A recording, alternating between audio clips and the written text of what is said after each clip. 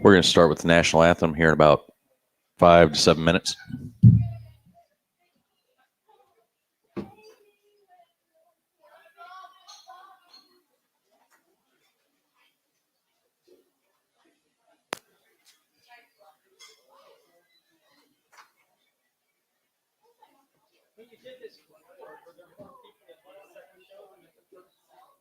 Sometimes, yeah. Sometimes, yeah. Some people like in this area they're more ruffian. Yeah. Okay. Sometimes people that come in they like kind of friends. I know you're going to be with us. Met at 8, right?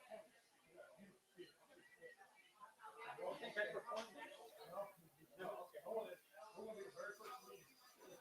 We were the very first meeting that formed here. When it's meeting goes up, you can.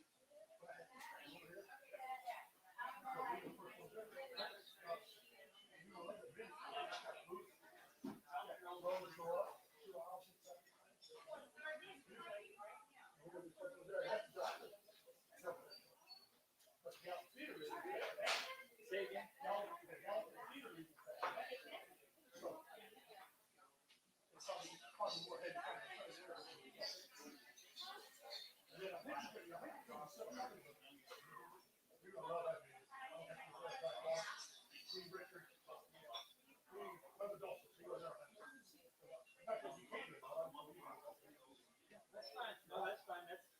I would prefer. I would actually prefer not to be known.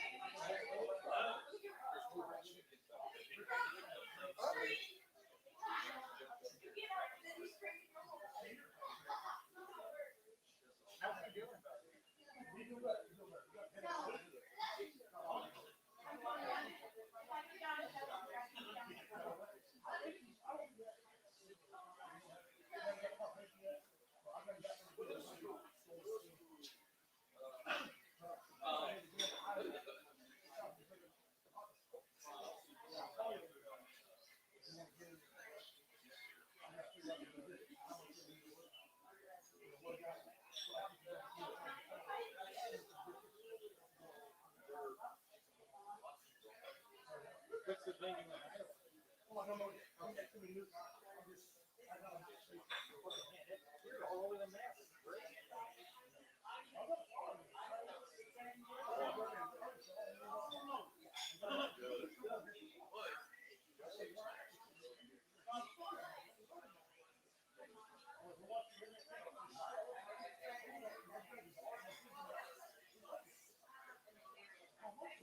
Yeah, that's tough.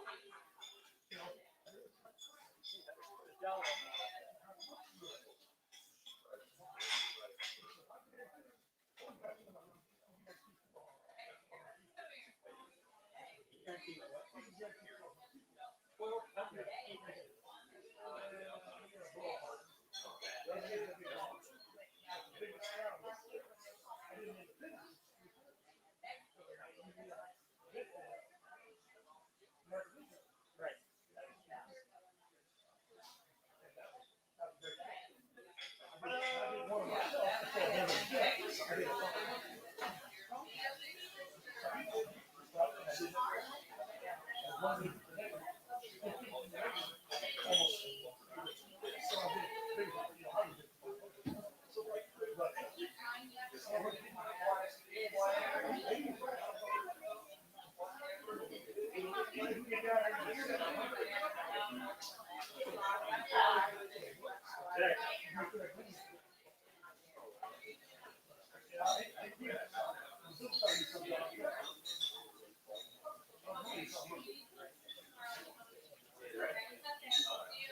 I need to get a guarantee.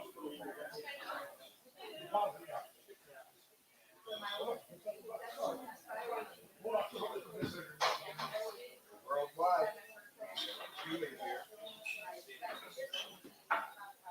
We're not worldwide, okay? We're in Australia live right now.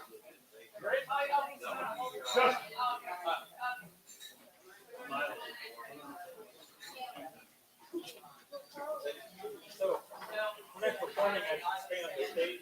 You stay anywhere. Okay. No, that's far away from me.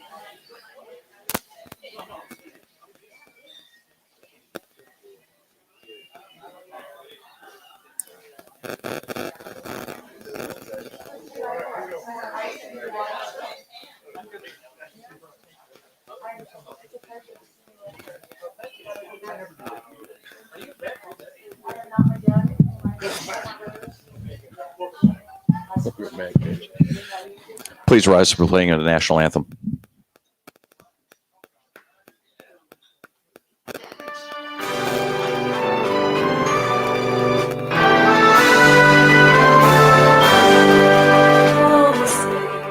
Can you see by the dawn's early light what so proudly we hailed at the twilight's last gleam?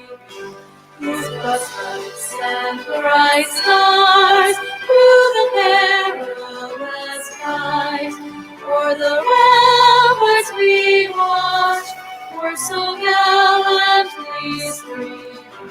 And the rocket's red glare, the bombs bursting in air, gave proof through the night that our flag was still there.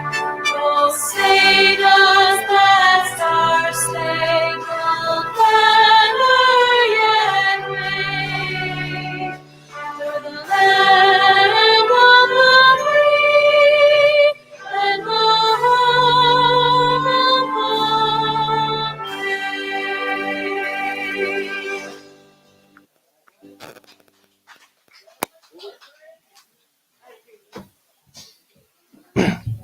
All right, ladies and gentlemen, welcome to Woe Entertainment. We are live worldwide right now on the World Wide Web.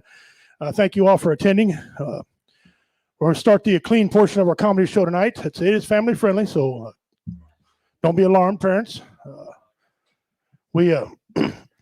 want you all to welcome the man, the president of Woe Entertainment, co-founder of Woe Entertainment Network. Hadn't been on stage forever, so if he fumbles, just slap him. Okay, he's got a golden voice, a radio, and a face to match it as well. Ladies and gentlemen, give it up for my best friend and soon to be yours, the man running things tonight, your MC, Mr. Justin Snodgrass, aka Goose.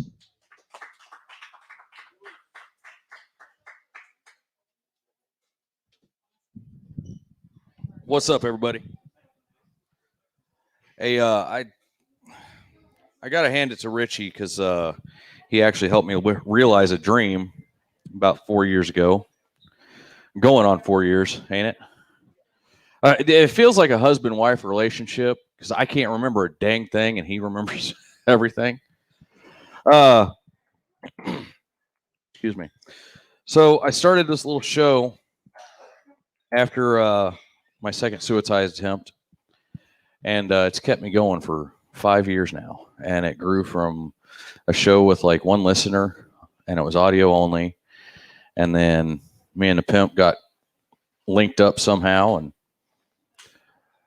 we grew it to now we've got 11 shows, 7 days a week, and we've got some of the best fans in the world, and hopefully you'll join them tonight. With that being said, I want to introduce our first comedian. This man is an Army veteran. He, I don't have my notes. It has been a long time. Oh, yeah.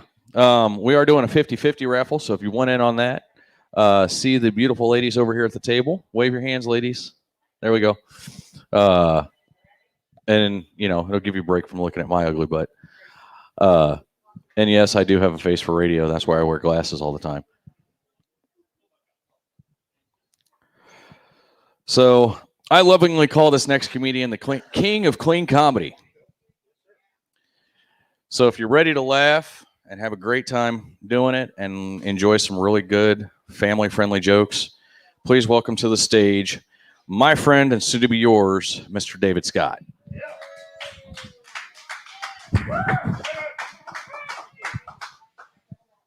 Hello. Well, thank you. Oh, thank you. It's good to be here tonight. Thanks for inviting me to perform. It should be fun. You guys ready to have a good time tonight? Are you guys ready to have a good time tonight? Me too. So let's get this over with so we can get out of here and party.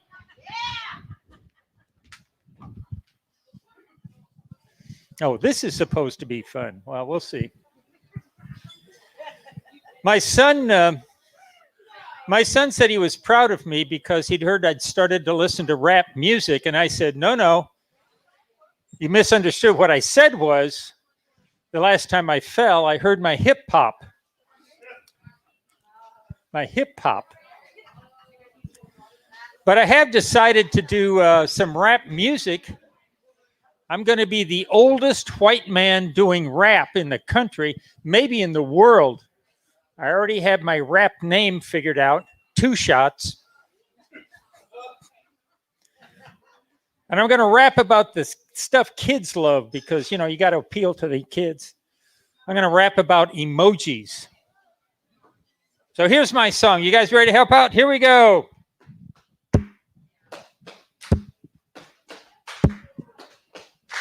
I love my baby all that. Smiley face, winky face, cat.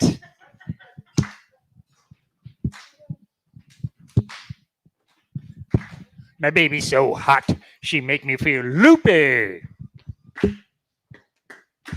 Fire, fire, fire, poopy.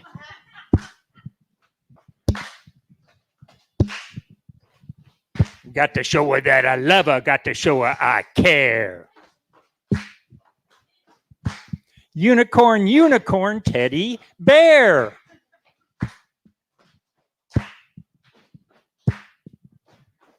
Gonna pop the question because I think we're ready. Ring, ring, church confetti.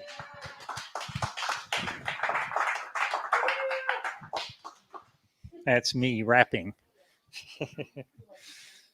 Here's the deal.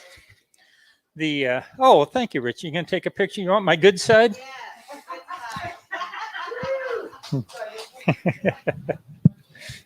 I like coffee. Who doesn't? But I realize if I drink too much, I have tiny spiders under my scalp weaving hair. I like Facebook.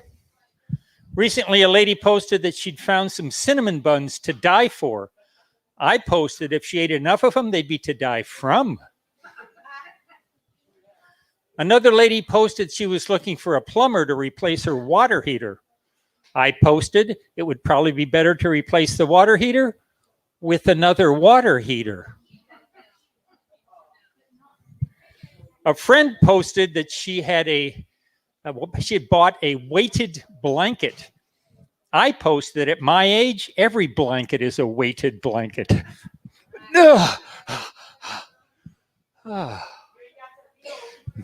It's okay. I recovered. A friend posted, "What makes you smile?" I posted, "Facial muscles." What exactly is a cold-blooded killer? Someone who murders reptiles? See, because they're cold-blooded, so that.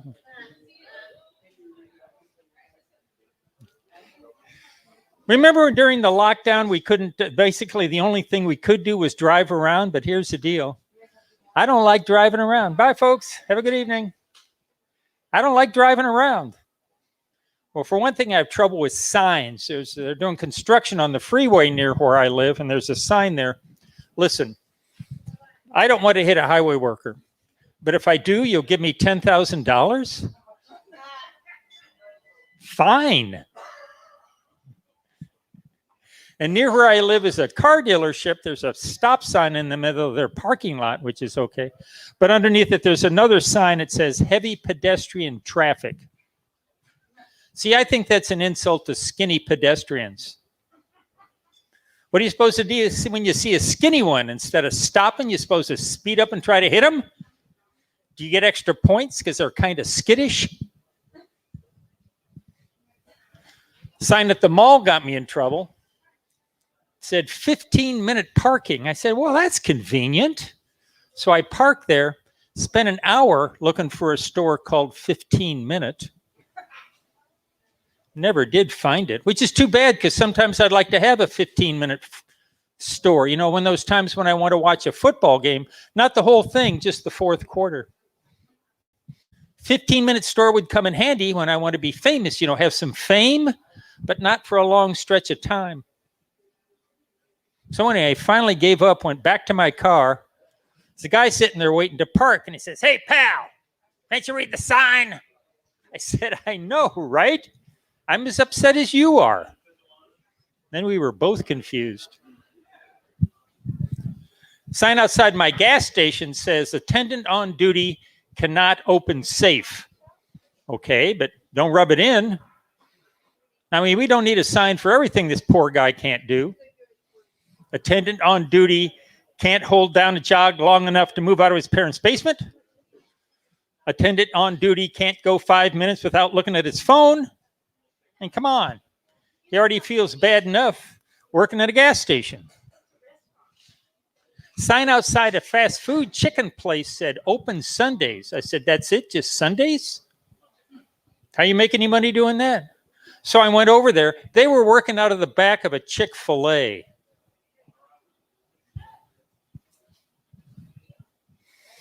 Going down the highway, I saw a sign. It either said, I kind of caught it out of the corner of my eye.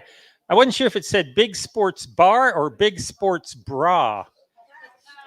So I went in there.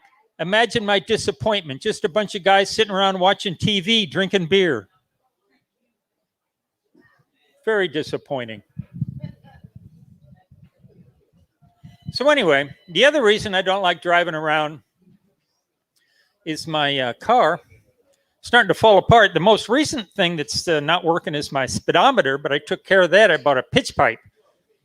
And now I use those bumps on the side of the highway. You know what I'm talking about? Those you roll over and they make sound. Those drunk bumps. You know what I'm talking about. Kids call them Twitter strips. You're right there. I roll over them to see how fast I'm going. Get out the pitch pipe. That's a C. That's about 50 miles an hour. That's a D. That's about 60 miles an hour. But if I roll over them and I hear, not sure how fast I'm going, but I think somebody owes me $10,000. So I'm thinking about getting a new car, but I can't decide between a Nissan Maxima and a Nissan Altima. So I think I'll compromise and get a Nissan Multima, but it only comes in vanilla, chocolate, and strawberry because it's a Multima. You can get the steering wheel on the left or the right because it's multilateral. You know why? Because it's a Multima. The steering wheel has a keyboard on it because it's so you can type while you're driving because it's made for multitasking. You know why? Say it with me. Because it's a Multima. Okay, one more. You can get the onboard computer to speak to you in one of several languages because it's multilingual. You know why? Everybody, because it's a Multima. That's just silly. That's what that is right there. Anyway, comedians have bits. You heard my bit on driving around. But occasionally we just have these thoughts that aren't part of any bit. Here are some now. My cousin's an ornithologist. His specialty is the hoot owl, but he's discovered some other rare owls. He's discovered the cute owl. Instead of going, hoo, hoo, it goes, aw, aw. He's also discovered the toot owl. Instead of going whoo, it goes.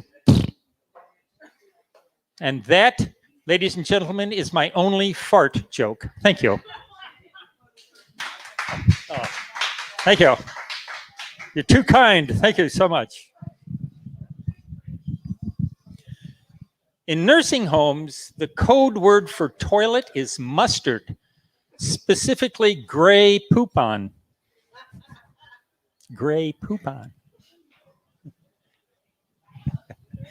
When I go hiking, I take a big bottle. It's mostly a big bottle. It's mostly water, but it also has Gatorade in it to keep my electrolytes balanced. And cappuccino, because hiking. Who wants to go hiking? Come on, let's hike. Coming down here from Kansas City, I ate an entire can of Pringles. Very disappointing. There were only 3 of them, and they were all tennis ball flavored. When I was a kid, when I was a teenager, I was in a gang. We called ourselves the Electrical Workers Union Local 412. Need a little refresher here. Yeah. Our gang color was bright orange. We wore hard hats backwards because we were rebels. Our gang symbol was the same symbol utility companies used to indicate where to install a street light. And let me tell you, our neighborhood was very well lit. Apartments aren't apart, they're together. Shouldn't they be called togetherments? Missouri's considering a law to make it legal to break a car window to rescue a pet. I'm in favor of it, because the last time I broke a car window to rescue a purse, I got arrested. I don't have any tattoos, but if I ever get one, it'll be a tattoo of more muscles.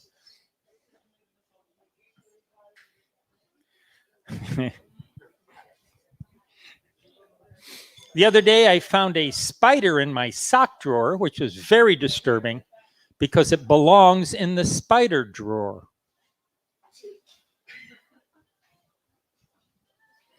Saw a spider in my kitchen, but instead of killing it, I just started telling it about my fantasy football team, and it left quietly on its own.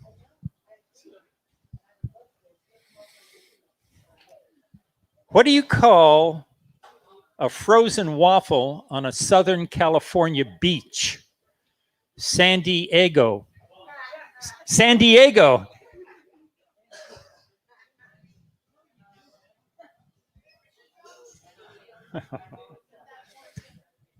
I have another cousin who's an agnostic. An agnostic is someone who wakes up every morning wondering whether or not there's a God. His brother is more of an agnostic. He wakes up every morning wondering whether or not to have an omelet. My son the other day, I wish I'd named him Harley, because then he could introduce himself as Harley, David's son. I did name my phone Elvis because it dies every time I'm on the toilet. And there you have it.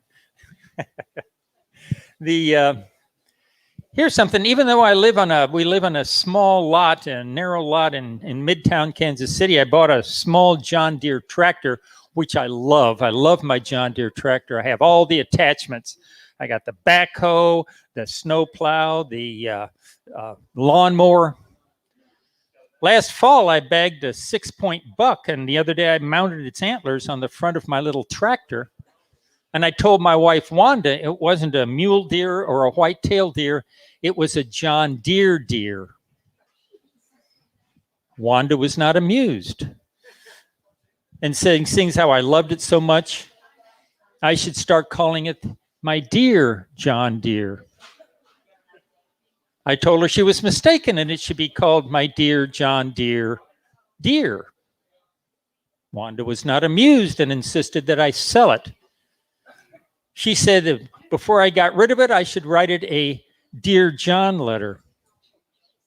I told her she was mistaken and it should be called a John Deere, Dear John letter.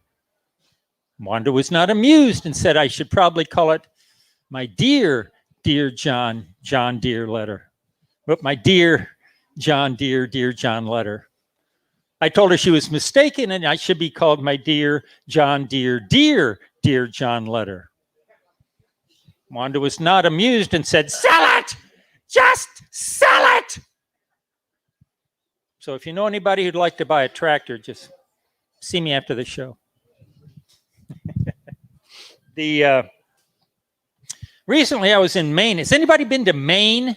Oh, if you get the chance, go. It's absolutely beautiful up there. While I was there, they were having an exhibition of the state horse, which is a Morgan. So I went over there. I was talking to the guide, and I said, is there a leader of this group of horses, leader of the pack? And he said, oh, yeah, it's that big stallion over there. I said, so that's the main horse of all of Maine's horses. He said, oh, that's cute. I said, what do you call the hair on the back of his neck? It's beautiful. He said, that's called a mane. I said, so that's the mane on the main horse for the state of Maine. He said, clever. Clever. I said, I notice he has knots tied in his hair, and some of the horses have their hair braided. Is it like that all the time? And he said, well, most of the time, but 1 month out of the year, take out the knots, take out the braids, and just let their hair relax. I said, really? What month is that? He said, well, typically the month of May. I said, so let me understand this. If I tied knots in horses' hair for a living, you would tell me that in the month of May, I would not be permitted to tie knots in the hair of that stallion. And he said, that's right. I said, but the rest of the year, I would be permitted to tie knots in the mane of the main horse for the state of Maine. He said, you got it. I said, so in May, I may not the main. But if it's not May, I may not the main. And he said, what? And I said, well, in May, I may not the main. But if it's not May, I may not the main. And he said something I've never forgotten. He said, security, get this guy out of here. He's being an ass. I said, an ass? Thought we were talking about horses. Oh, thank you. Here's a news flash. I'm old. As you know, old age is the unfortunate side effect of not dying. Sorry. Besides, I have all the characteristics of an old person. I occasionally get the day of the week from my pillbox. Would you look at that? It's already F. Seems like just yesterday it was W. Where does the time go? And I don't worry about the long-term effects of anything. I don't.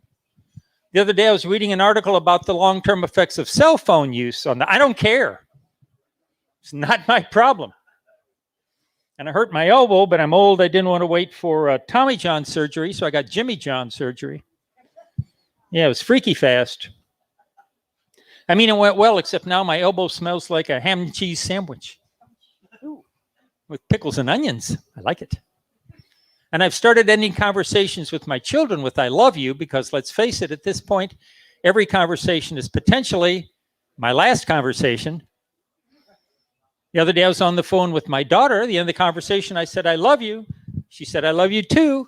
And just for fun, I said, I love you more. And she said, I wouldn't be surprised. And I know old people are more vulnerable to street crime.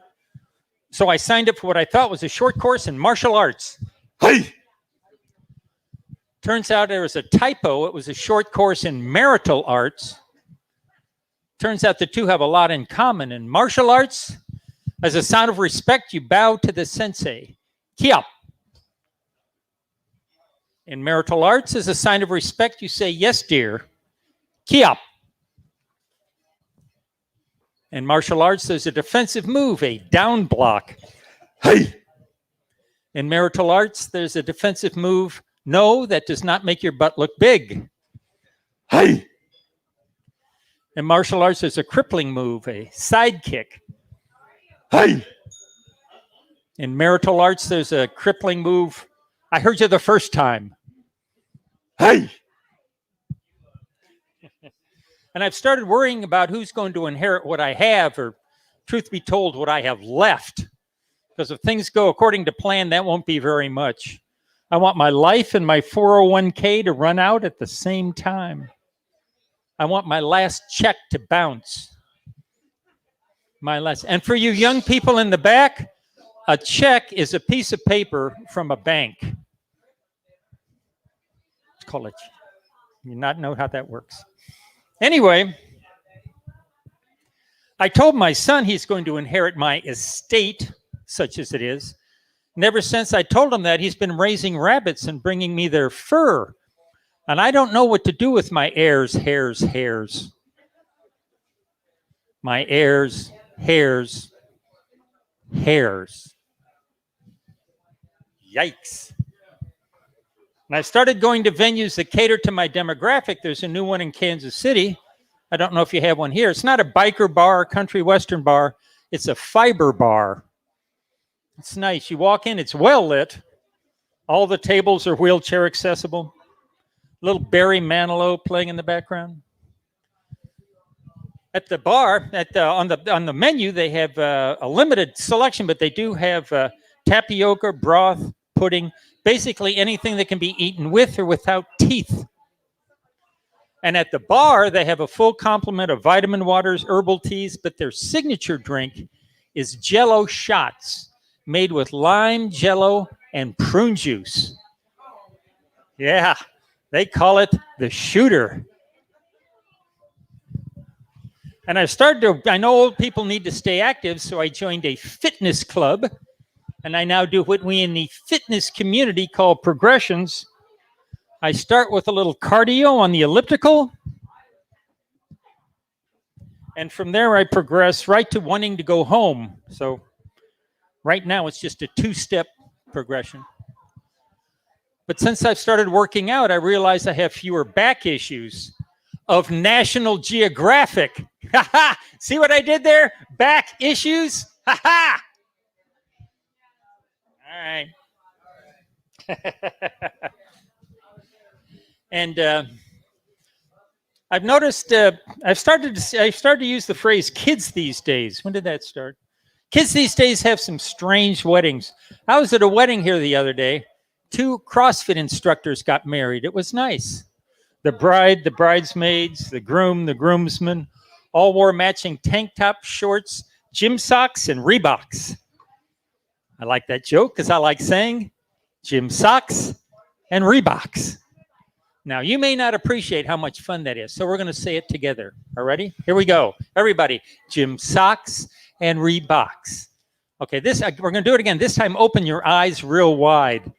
Gym socks and Reeboks.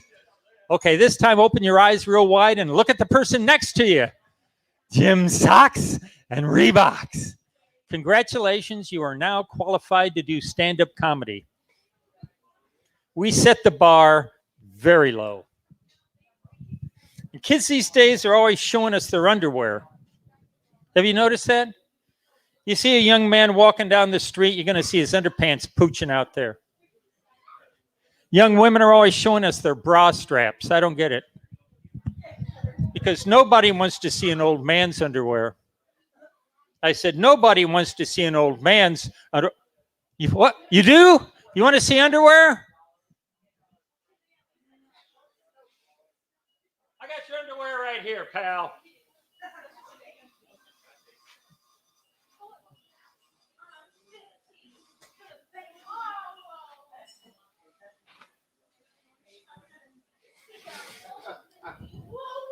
You want to look old and young at the same time? Boom. Thank you all. You've been great. What a great audience. Thank you. I hope you enjoyed the show. Enjoy the rest of the show. Thank you all.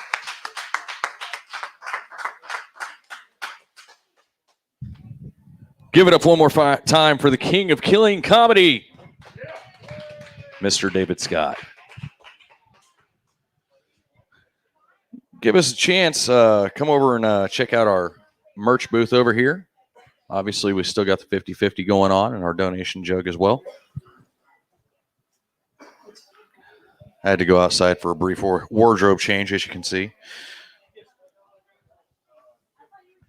I'm just glad it ain't negative stupid out again.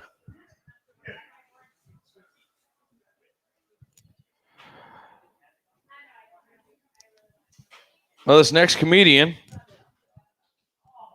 if he'd pay attention, is another great veteran of ours. You see him on Bathrobe Boys podcast, as well as the Veterans of Comedy, Comedy Vets, and right here on the Will Entertainment Comedy Invasion. Please give it up for Tai Fu Panda. Thank you, Goose. Thank you. We at the family-friendly part now, right? Hey, see, it's thugs in every town. I thought they was gonna come in and start beating everybody up in here. You gotta be careful. You gotta be careful with young kids now. You gotta be real careful. But anyway, listen, I'm having a good time. Hey, the food was great. The food is delicious. I try to eat barbecue everywhere I go. I hate the stereotype, but I'm from Kansas City, so I have to try the barbecue everywhere I go. I think the worst barbecue I got was in Cairo, Illinois. I ordered fried chicken strips, and the guy asked me, he said, "Well, how's the barbecue here at Kansas City?" I said, "I ordered fried chicken strips at your barbecue place." That should tell you how your barbecue is. It was trash. It was horrible. It was very horrible. It was horrible. But anyway, listen, we about to be headed for more trouble. You know what I'm saying? Something bigger than this COVID thing is we about to get back to probably having family functions, things like that, family picnics and potlucks. Everybody got nasty family members, don't they? Everybody got nasty family members that can't cook. They bring stuff to the picnic and it's nasty. Yeah, we all got that. We all got nasty family members. So now I'm pretty sure some of y'all have sat at a family function and looked at your partner or somebody next to you, whoever you bring, your husband, wife, you're like, "Hey, we're going to go get something to eat after this." This is terrible. This is terrible. This is just terrible. I'm going to tell you right now, any cat owners out there? We out here in the country. Y'all got them feral cats out here, cat owners. You a cat owner, Goose? Oh man, no. Y'all see this, right? He's a cat owner, so don't ask him to bring nothing to the family function. Cat owners are liars. They're the biggest liars in the world. What do cat owners always say? "Oh, it's okay. My cat doesn't get on the counter. He knows better." That's a lie. That's a lie. Yeah, it's cat hairs all in the food. You can have cat hair in food. You know what I'm saying? I can't do that. That's no cat owners. No, Goose. No, I can't do it. Man, I'll tell you, this has been a great trip for me. You know what I'm saying? Coming out here. I'm a little bit scared. I ain't gonna lie. I'm a little bit scared. It got a little bit darker. I'm from the city. So, we got, street lights. It get dark going into the country. And my man Redneck was like, "Look, I only stay 10 miles from here." So he was like, "You can just go further. If you hear a banjo, you just keep going." Now I listen to all genres of music, but I know dang on well, if I hear a banjo playing, I'm turning around. I have seen Deliverance, and I do not want to be Bobby. Nobody wants to be Bobby. If you ever seen Deliverance, nobody wants to play Bobby. That I think that still goes down in one of the worst in history. That's a lot. Don't nobody want to play Bobby at all. But the country do scare me a little bit. It do. I'm just a city kitty. So the thing is, if I don't hear sirens or gunshots, I think something is wrong. Something's not right in the atmosphere. Cause silence, I gotta hear some gunshots. If it's too silent, that's too scary for me. They say the calm before the storm. Everybody see rain. They say, "Oh my God, a tornado's coming." No, it's gonna be real calm before a tornado hit. That's why I can't really do the country like that. If I hear a gunshot, I'm like, okay, all right. You know, somebody's outside. They at least watching my property or something. You know, it's crazy. I try to let a lot of people know that what you see here on stage, I'm just a regular old American black dude. Okay, I'm the African American thing. No, just it's okay to call people just a black dude right there. This, you know what I'm saying? No, don't. I distinctly am different from an African American. Nah, it's hot there. I don't. No, I'm a tropical black dude. I'm like a late spring, early fall type of black. You know what I'm saying? You can keep the rest of those seasons. You know what I'm saying?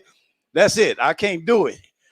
I did not come out this winter because of, you know what I'm saying? I don't do cold.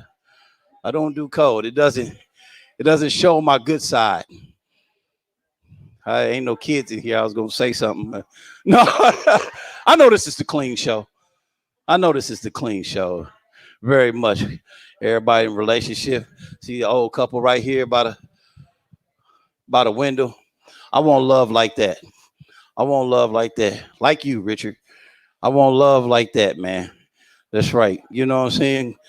I got a problem, man. I mess up relationships, man, all the time.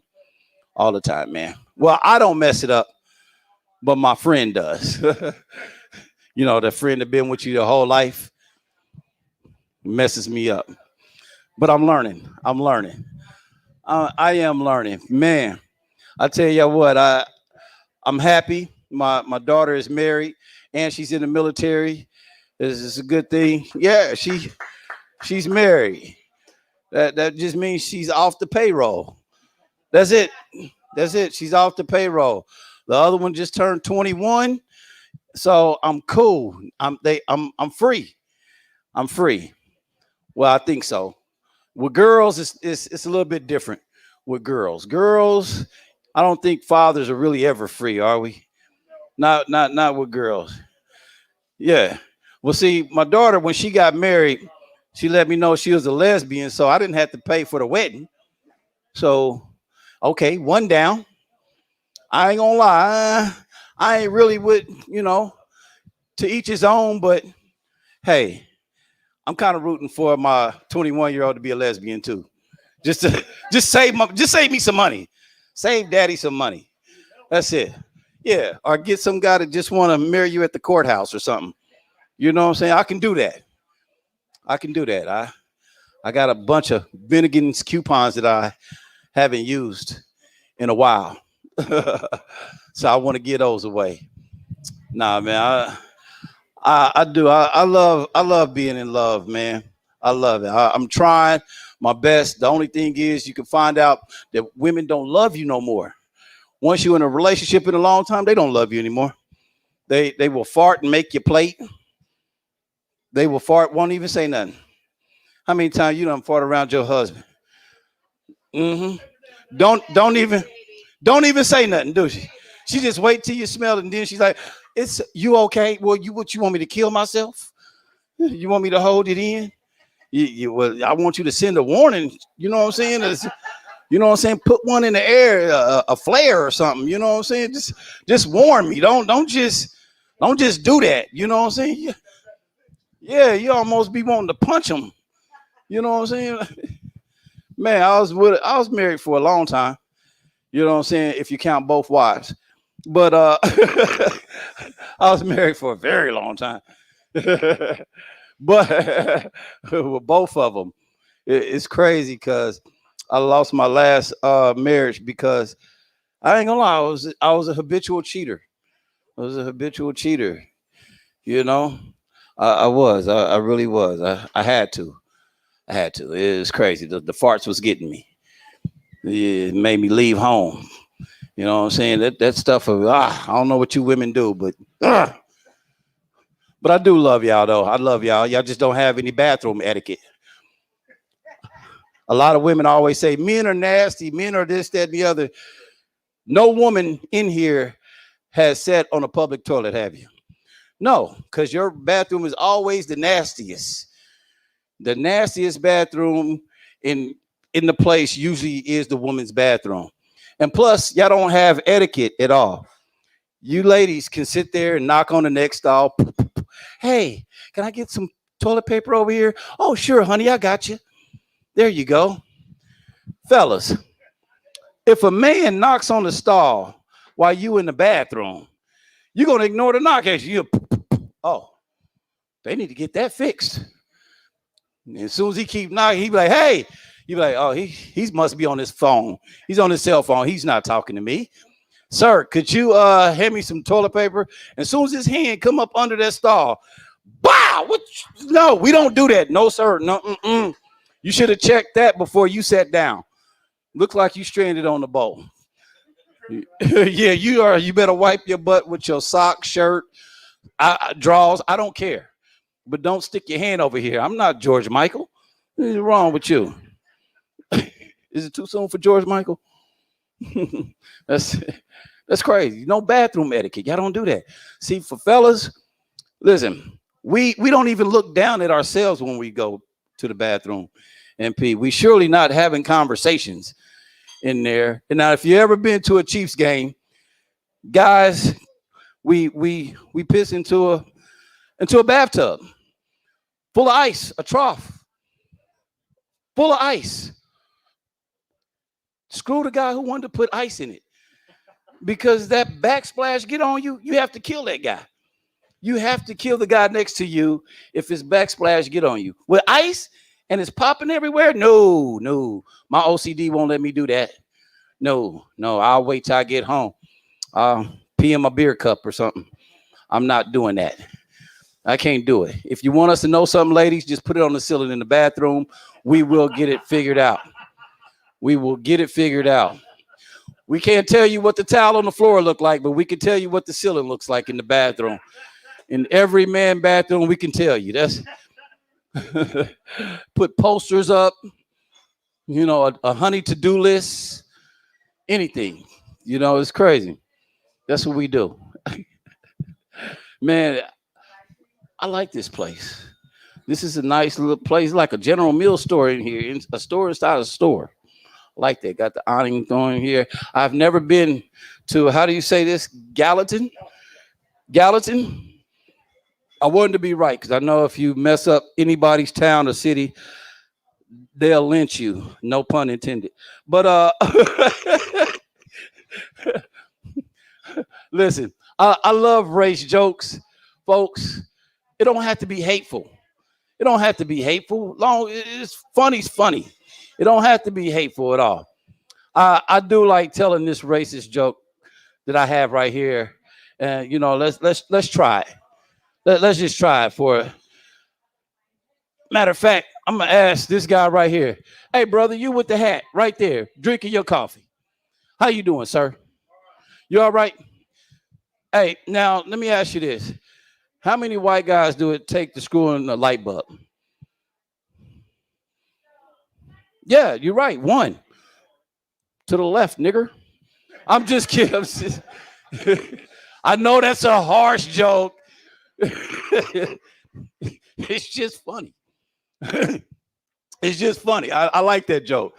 A lot of people get mad or be like, oh, that's messed up. It doesn't have to be hateful. Long as that's a good joke. You just got to be careful when you tell that joke at work. That's all. Yeah, when you go to work tomorrow, just be like, hey, guys, listen. How many white guys does it take to screw in a light bulb? Oh. Here comes Leon. Hey, Leon. All right. He's gone. Just one. To the left, nigger. Hey, Leon. I love it because you like my white buddies. I love how like y'all will get all the information before y'all call in somebody in the office to fire them. Y'all get all the information, and be like, hey, Typhoon, can we speak to you for a moment in here? Hey, wow, did you work Friday? Yeah, I work Friday. Huh, funny, because there's like 10 PlayStations missing. You know anything about that? I don't know anything about the 10 PlayStations, sir. Huh, that's funny. Because on the video here, you're loading them in your car. Were you holding them for somebody? Just like Amanda, just that's me. Ooh. Yeah, that was me. That was me. Yeah, we're gonna have to let you go, buddy. We're gonna have to let you go, Typhoon. It's just not working out. You see, when a black dude fire you, he's just gonna be like, hey, don't clock in, don't clock in. Come here, don't clock in, brother. Come in here. Yeah, yeah. You know you're done, right? You know you're fired, right? You are out of here. You are fired. We fire people real quick. Because I know for me, if I was getting fired, and I had before, I've been fired, and I embezzled on my way out the door. I like to use embezzlement. You know what I'm saying? That'd be the difference between white and black. You know what I'm saying? White crime is embezzlement. Black folks, we just stealing. You know what I'm saying? It's crazy because hey, I tried to take everything. I was taking stuff that I didn't even need. I didn't even have an office at home. I'm taking post-it notes, paper clips, got a fax machine, got a VCR. Don't even need it. Got a VCR. Why? Yeah, I still got a VCR. I use it though. I have an actual VCR. You know what I'm saying? I don't like, you know what I'm saying? I don't like change a lot. You know what I'm saying? I don't like change too much. So I do still have a VCR. And no, the time is not set on it either. I'm still an idiot. Yeah, it's still blinking. It is still blinking. That's an old joke, ain't it? You know what I'm saying? I got gray hair. I think there's a lot of gray hair folks in here. It's cool. Now, I know what my buddy right here, Richard, is thinking. You know I got heat for you, right? Huh? You know I got heat for you, right? You know what I'm saying? We have to be family friendly. I've been up for going on 2 days now. I had an hour's sleep. I think I need. No, I do not do coke. I just been up. But I'm trying to get it, and I'm trying to figure out the atmosphere here as well. It's a lot of beautiful ladies working here. A lot of beautiful ladies. Y'all beautiful. Y'all got a beautiful team. I love it. They wasn't even paying attention to that, but that's all right. Listen, I'm gonna tell y'all I am an alcoholic. I do drink, so if y'all got something in the trunk of your car, hook a brother up with some alcohol. I love your leather jacket, and probably never rode a motorcycle, have you? Ma'am, have you rode a motorcycle? You ride? You drive a motorcycle? You ride? Huh? You just ride? Oh, okay, all right. You just sit on the back with a leather jacket. That's cool. I like your jacket. I like it. Everybody here is friendly and everything else. Um, Listen, I know when y'all see me, a lot of people don't get it, but uh, this might be a Trump voting state, right? This is like yeah. But you know what's crazy? I voted for Trump. The second time, I ain't gonna lie, I voted for me. I just might have a chance. I know some people, but I did. I voted for me. But I don't care who you vote for, as long as you put your name in the hat. That's all that matters, right? Long as you put your name in the hat as an American, you can't talk crap unless you put your name in the hat. But I'll tell you, we need to go ahead and save our Latinos here, save our Mexican brethren. All right, because if we get rid of our Mexican brethren, who's gonna cook our Chinese food?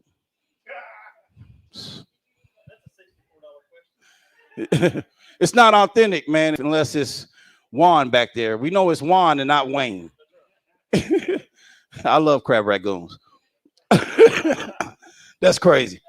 Listen, I see my man is flagging me down here. Thank you very much. You know what I'm saying? For attempting to watch me fail up here. This all right. Little girl, how are you doing? How was school? How was y'all? I don't understand. Y'all got virtual school. This is the best time. You remember it was -7 and -5 last week? We had to walk in that. We had to go to school in that. They didn't cancel school because the wind is blowing too strong today. So we don't want the kids' homework to blow away. So there'll be no school. See, you're lucky. You're lucky. And y'all kids still want to call in on the virtual school. I don't understand that. Before I get out of here, bring back whoopings. I apologize, but they should start beating y'all. You know, no, they're a little bit tougher now. You know what I'm saying? Steroids, a lot more steroids in the food. Yeah, spankings might not work. You might have to right cross these kids. You know what I'm saying? Yeah, good right cross is cool. A lot of us got that. We still here, right? you hit a kid in the jaw one time, trust me, they won't run out in traffic. Hey, my name is Tofu Panda. Thank y'all very much. Enjoy y'all night. I'll see y'all on the second show. Richard. Give it up one more time for Typhoon Panda.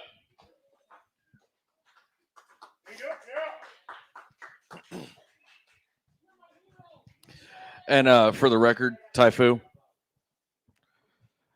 For the record, I own 4 cats. Yeah. But they're outside most of the day. They still get on the counter. No, they're indoor, outdoor. But anyway.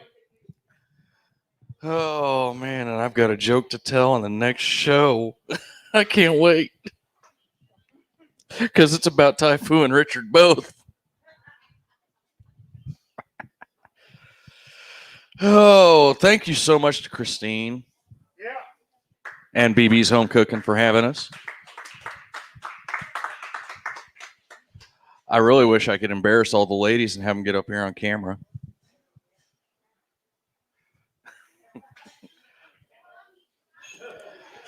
Oh, because they are treating us great. They're making sure our drinks are full and everything like that. Oh, man. So this next comedian ain't funny at all. No. Not only is he one of my best friends in the world, and I call him my brother, he's a United States Marine veteran, a proud American patriot, the co-founder of the Redneck Pimp Club, also the co-founder of Woe Entertainment. Please welcome to the stage my best friend in the world, Mr. Richie, Redneck Pimp. Thank you, brother.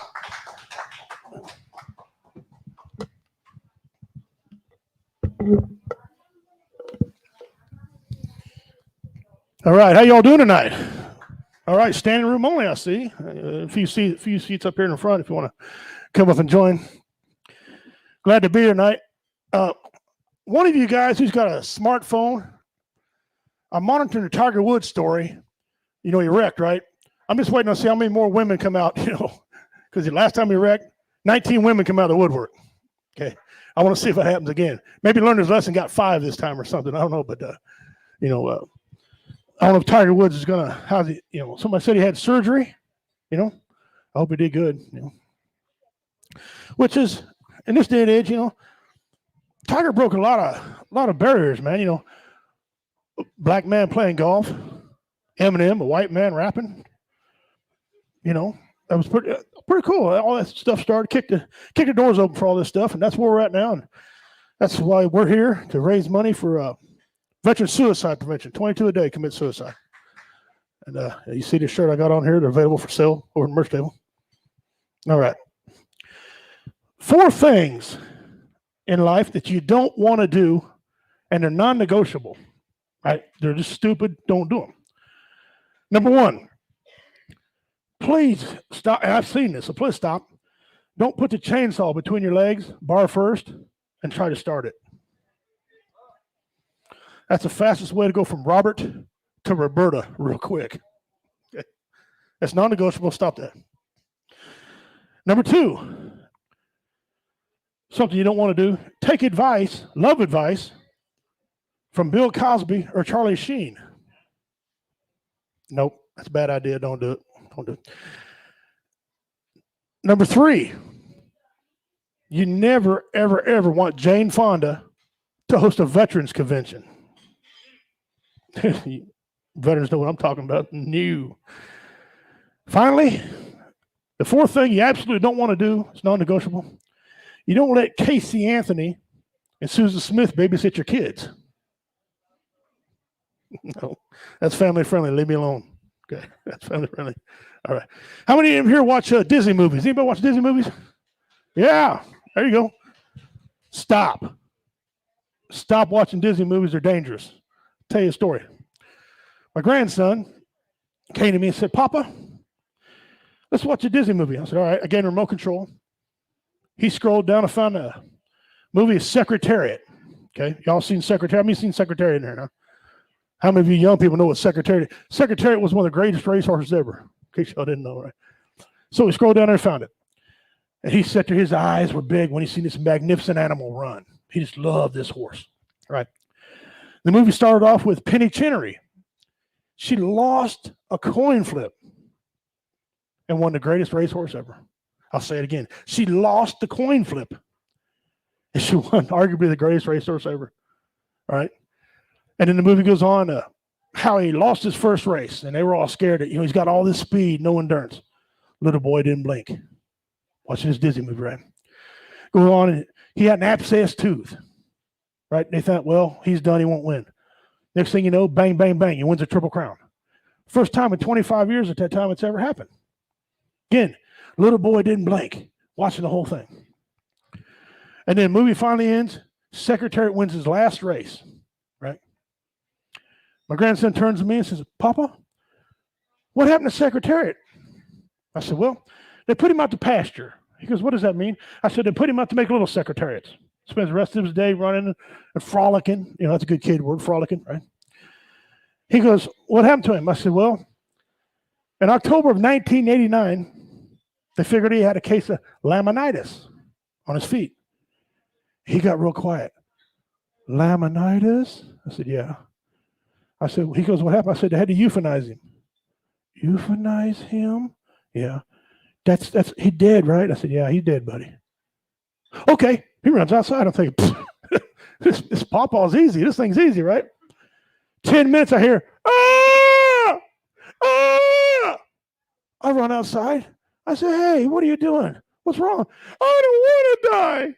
I don't want to die. Holding his foot. I said, you're not going to die. He goes, I hurt my foot. I got laminitis. You're going to euthanize me like Secretariat. Stupid Disney movies. Give my grandson PTSD. Stop watching them. They people all the time making fun of me because I don't know nothing about computers. And I got some brothers here to testify. I know squat about computers. Okay, nothing. I'm so dumb. You say hit the escape button, I leave the room. That's the only escape I know, brother. I don't know about a computer, right? And I can't even have a conversation with people that know computers. How many in here how many here know everything about computers? Right now, computer guys. Okay. How many in here can know enough about computers to do their job? Okay. How many are computer stupid, computer illiterate? Okay. You see, and that's pretty good ratio. Good. I'm that guy. You talk about how's your cursor? I'm not cussing. They said, no, I'm not cursing, cursor. Oh, I don't know what you're talking about, dude. He's got a little arrow. I said, why don't you just say little arrow then? I don't know, Or they want to talk about, how's your RAM? How's your RAM? I said, I don't drive a Dodge truck. What do you mean RAM? I don't know what a RAM. They said, no, it's memory. I'm like, oh, I don't know, And they make fun of me because I had a problem with my computer. So I snatched it up. I go down to the computer guru, right? I said, well, can you fix this? He said, yeah. He diagnosed the problem, calls me up, says, come down here. I go down there. He said, I figured out your problem. I said, really? What is it? He goes, you need new windows. I said, windows? I snatched it up, get ready to leave. He said, hey, where are you going? I said, you said I need new windows, right? He said, yeah. I said, I'm a carpenter. I can replace my own windows. What do I need you for? I didn't know Windows was something inside it. I don't know. I mean, what do you expect? Everything I learned about computers, I learned from playing Oregon Trail. And I died 8 times from dysentery. So, excuse me. In our being a comedian, we got all kinds of jokes, except Richard. He ain't funny, but we got all kinds of jokes, right? And we got some quick hitting jokes. And this is one of the fast jokes. This is a crowd participation joke. All right. If a big man rides a Harley, we call the Harley a fat boy. Okay. Well, if a little person or a child rides a motorcycle, we call the motorcycle a mini bike. You follow me? All right, here we go. Here we go. What do you call a fat man riding a bicycle? Anybody? Call a fat man riding a bicycle? You call it an illusion. Because if he's really riding that bicycle, he wouldn't be fat. Okay. I don't own a bicycle. Just saying. This next bit, unfortunately, this is true. We have strange nicknames, or hear strange nicknames in the world, right? Some make sense, some don't. Like calling a 6'6" guy tiny. Okay, you can understand that. Or maybe call a guy curly because he's got curly hair. Those fit. These next four, they're not very good. Had a friend named Stank. That was his nickname, Stank. He didn't stink. He just walk around saying, put some stank on it. Put some stank on it all the time. Call him Stank, right? Okay. Had to ease you into that one. Number 2, Little Pinky. Little Pinky. This is a family-friendly show, Richard. Little Pinky, right? Well, it's because his little pinky is half missing on his hand. I thought it was for his toe, right? I was like, wow, what is this? I thought it was toe. It wasn't. Apparently, he went fishing and had an accident. Something about gar, finger in the mouth, whatever. Little Pinky. This one's kind of a gross one. A guy called Flip Flops. I thought, okay, he wears flip flops a lot. I was kind of right. That's what it was about. They called it flip flops because his feet had bunions, had corn, had a club feet. His feet were turned weird ways, and his toenails looked like they belonged on a sloth. Okay, his feet were so big he couldn't wear shoes. Hence, they called him flip flop. Right. But this next one, number 4, is kind of personal. I used to own a construction company, and I'd interview once in a while. I interviewed this guy named Bob. That was his name, Bob. And Bob knew everything there was about construction. He could read a tape measure, which is important in our line of work. You'd be surprised how many people do construction and can't read a tape measure. Anyway, he knew about painting. He knew about drywall. He knew everything. I said, this guy is awesome. I'm going to hire him. So I told him, I said, I'll tell you what I'm going to do. I got 2 other guys besides you in my interview. I'll go home tonight and call you. He said, man, I appreciate it. I won't let you down. But listen, if you hire me, you got to call me by my nickname. Okay, what's your nickname? He said, they call me Delicious. I said, no, Bob. I'm not calling another grown man Delicious. I ain't doing it. I ain't going to do it. Weird nicknames. Weird. All right. This story is a true story.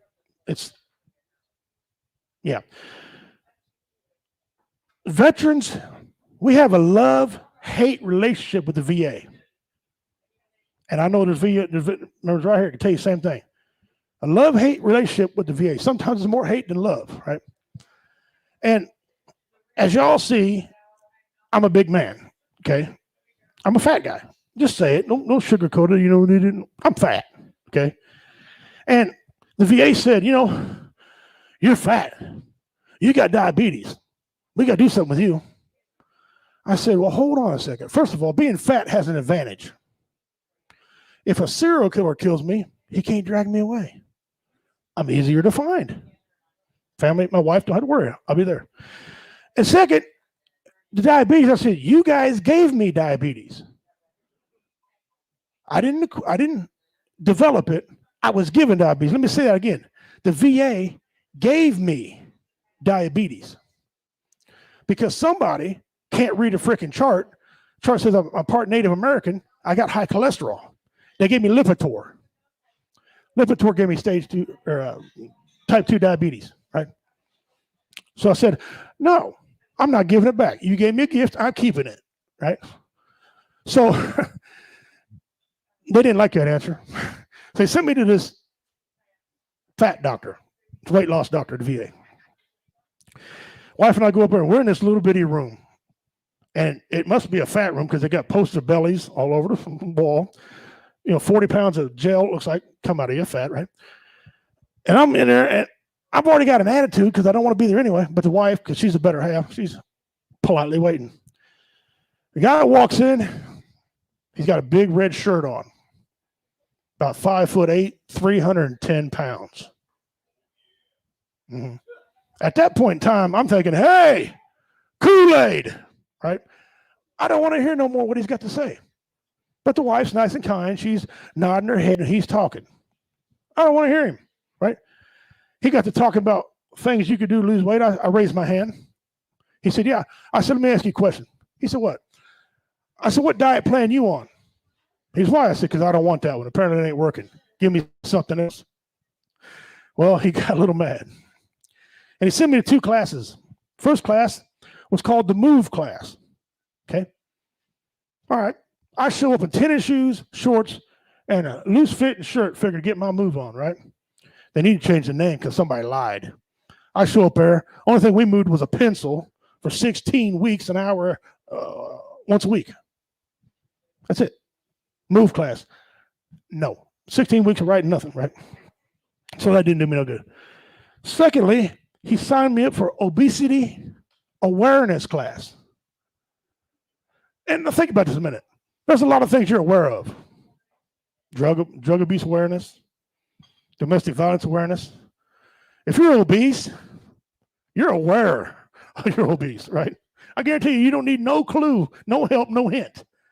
But I got 4 things, probably personal experience, but I think you to mind your own business. I got 4 ways you could tell if you're obese. 1, if you bend over to tie your shoes and you almost pass out, you're probably obese. You're aware. Right?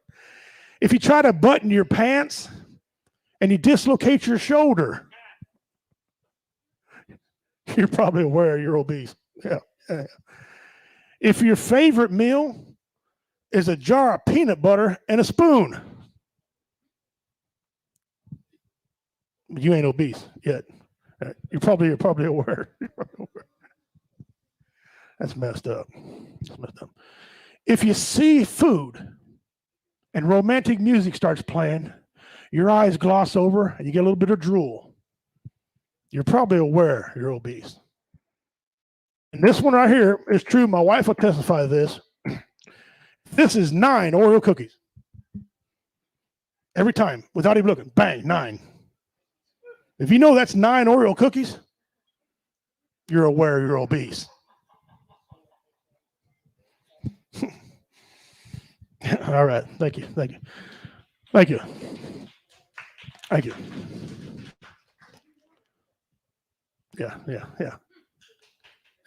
Yeah. How many of you all got little kids or grandkids running around that always have a cell phone device in their hand or some type of electronics? Yeah. Mm-hmm. Guys, you better monitor that.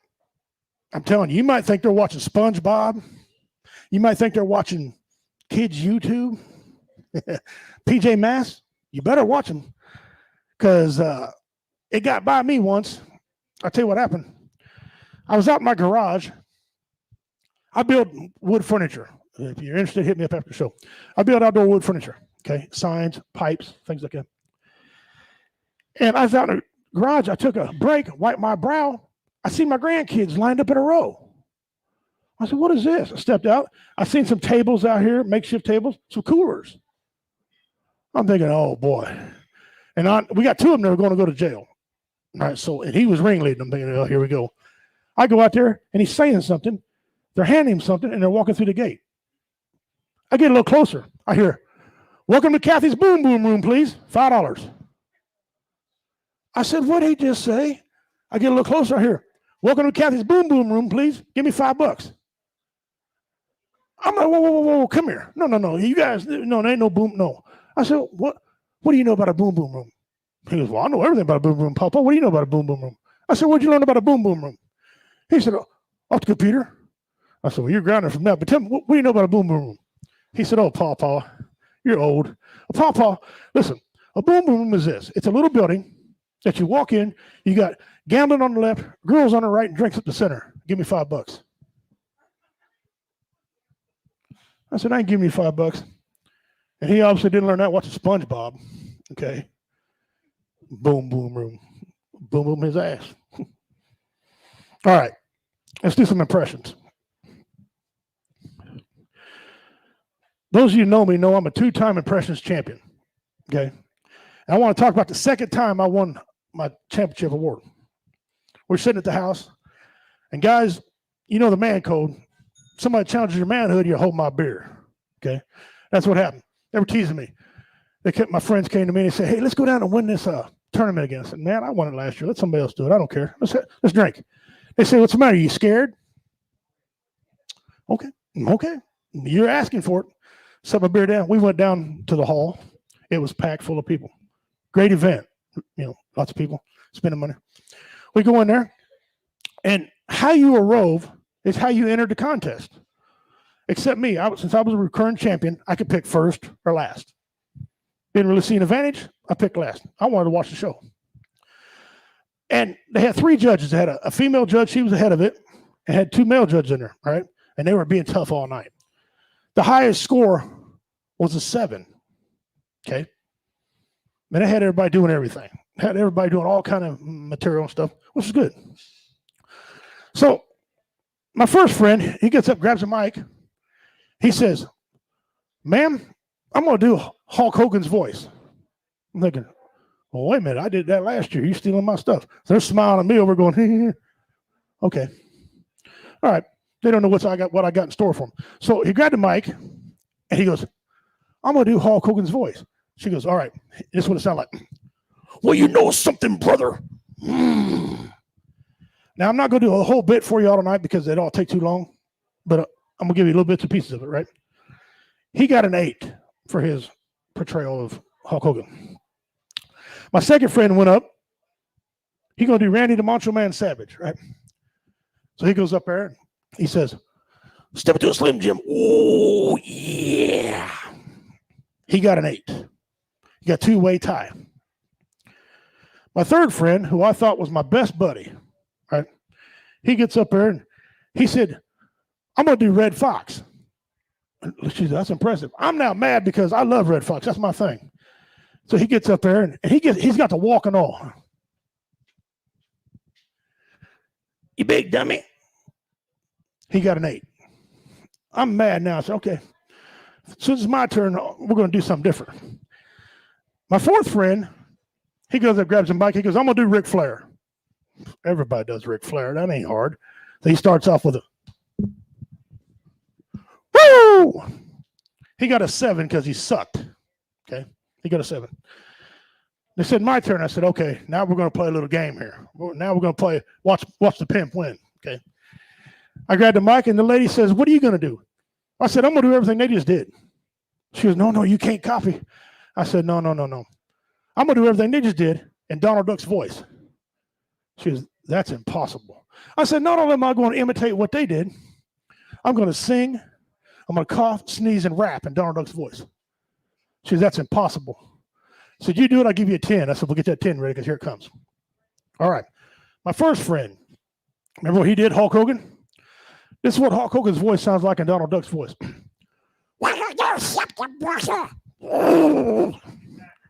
Shut him up. Okay. Shut him up. My second friend, he goes up there, Randy the Macho Man Savage. Oh, okay. Here's what Randy the Macho Man Savage sounds like in Donald Duck's voice. Oh, yeah. Yeah. Shut him up. Right? Shut him up. My third friend, who my bestest buddy was, right? He wanted to do my old buddy Red Fox. All right. Here's what Red Fox looks like and sounds like in Donald Duck's voice. That's right, you big dummy. Right? Shut him up. My other friend, he did Ric Flair. Okay. Here's Ric Flair in Donald Duck's voice. Shut him up. She goes, well, very good, but you said you'd sing and rap and sneeze and cough. I said, I'm a man of my word. Here's what it sounds like when Donald Duck coughs. That's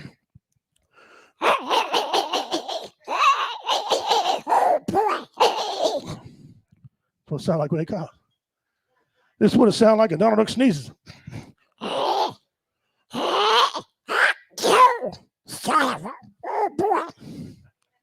Don't sound like he sneezes, right? And I told her, I'm a man of my word. I said, I'm going to sing. She goes, what are you going to sing? I said, I'm going to sing a child song.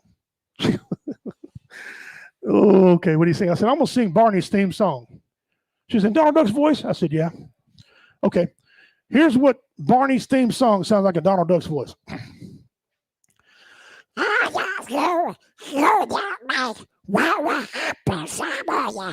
Right? Now the crowd's they're going crazy. All right. They're just losing their ever-loving minds, right? She goes, but you got one more. She says, you got to rap. I said, fine. She says, what are you going to rap? I said, I'm going to rap, I like big butts. She goes, you can't do it. I said, watch this. This is what it sounds like in Donald Duck's voice.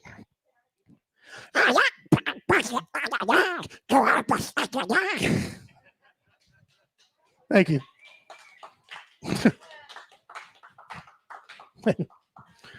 Guys, I'm Redneck Pimp. That's my time. I appreciate y'all coming here. Hit the merch table. We got a 50-50 raffle going on. I'm Redneck Pimp. Thank you. Give it up one more time for Redneck Pimp. Hey, if y'all enjoyed what you've seen, stick around because we got another show coming here in just a little bit. I don't know how long it is, but anyway, you'll be able to hear us cut loose and take the censor off. That means I get to tell my stupid jokes. With that being said, guys, if you do enjoy what you see, please come over, check out our merch table. We've got our donation jugs. We've got our 50-50 raffle. Come up, say hi to us. We always love talking to you guys. We'll see you in a little bit.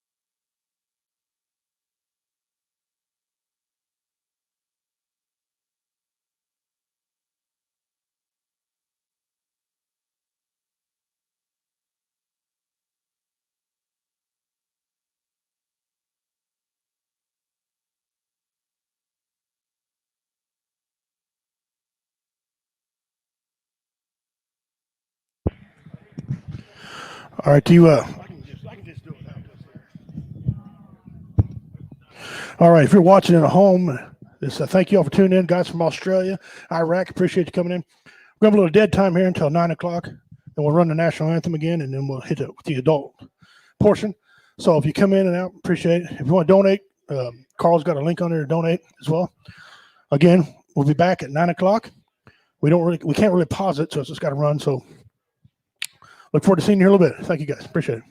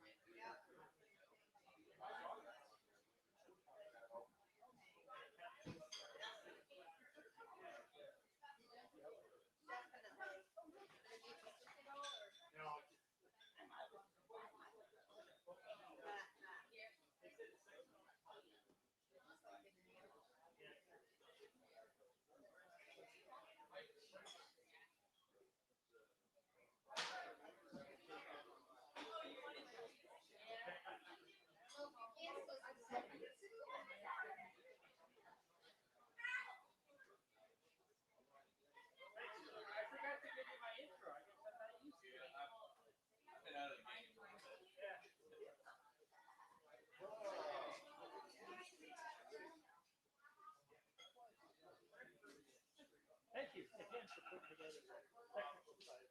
That's no problem. If you want to see how you did, go to WO Entertainment's Facebook page and you'll see this whole video. Okay? No problem.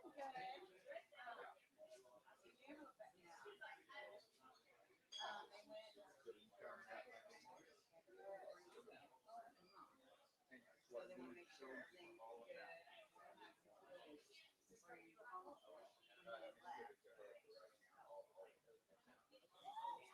You said it over there.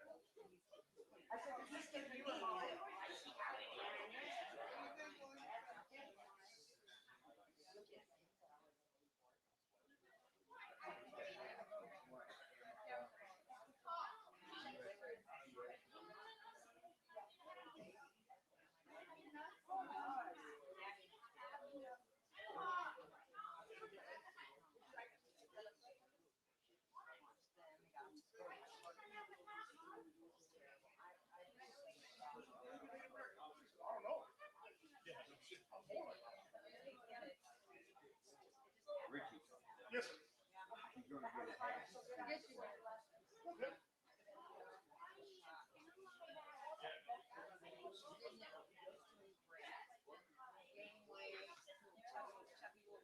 This is not over.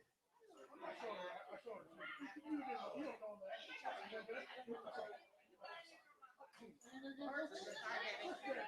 Gonna buy some more?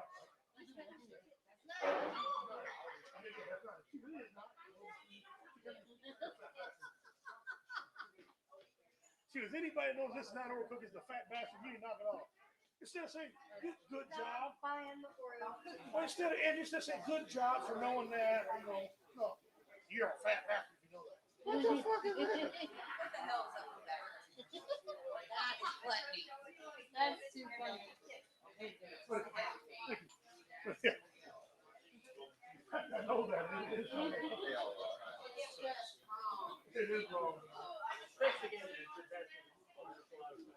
You like that? Oh, yeah, that's a lot of fun. So you go on WO Entertainment's Facebook page. Me too. Are you leaving, David? I am leaving.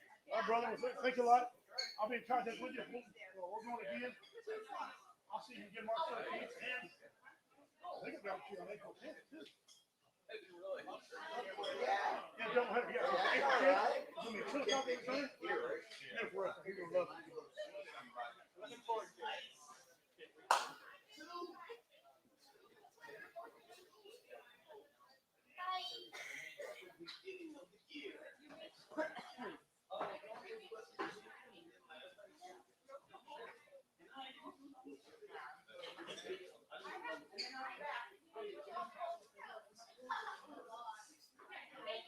Mama, did you get some food? I ordered it before I could go. You think, or do you want to eat it now? I'm hungry. I'm hungry. You're starving now? Yeah, I'm starving like Mark. I didn't eat no supper. I don't want to be able to try to still joke and shit.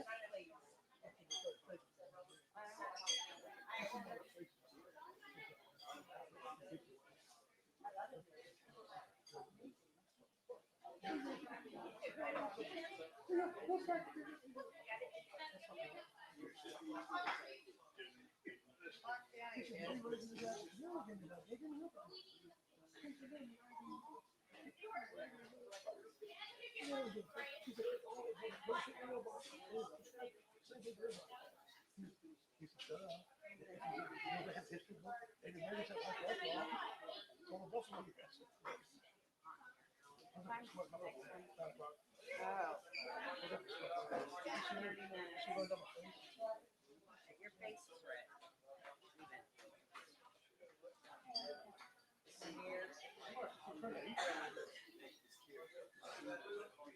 You leaving for the night? Nope, I'll be back.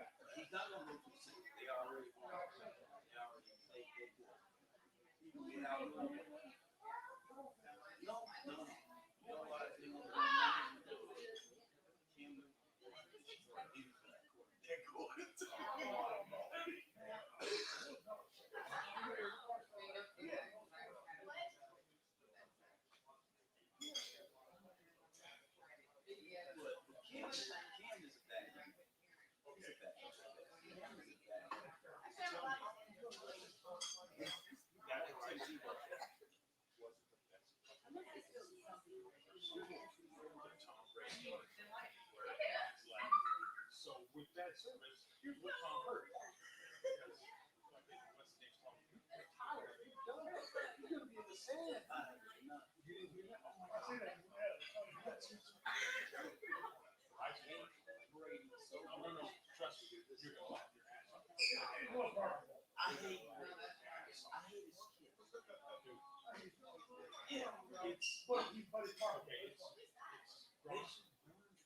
Ron goes through this whole like 2-minute speech about how great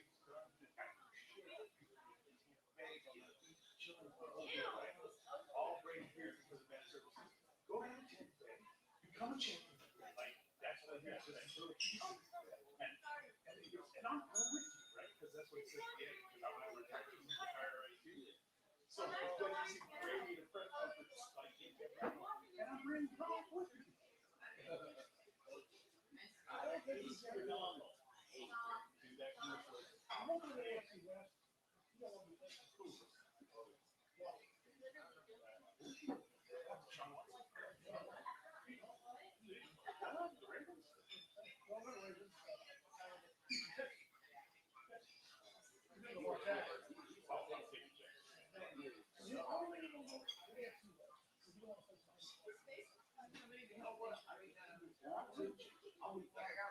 That's what you do.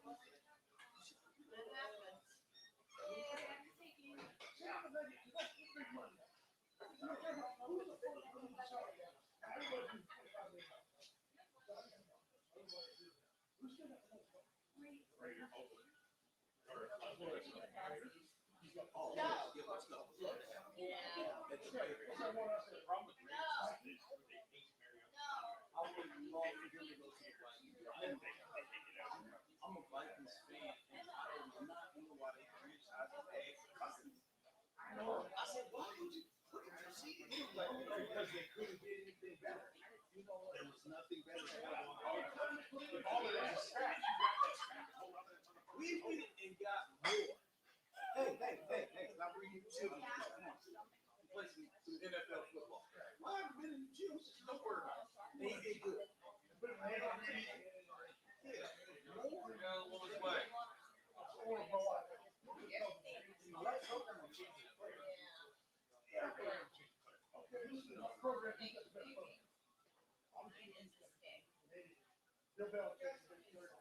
I don't know if it's Andy Reid or that kid. Mahomes could play. Well, he changed the game. He took out Smith.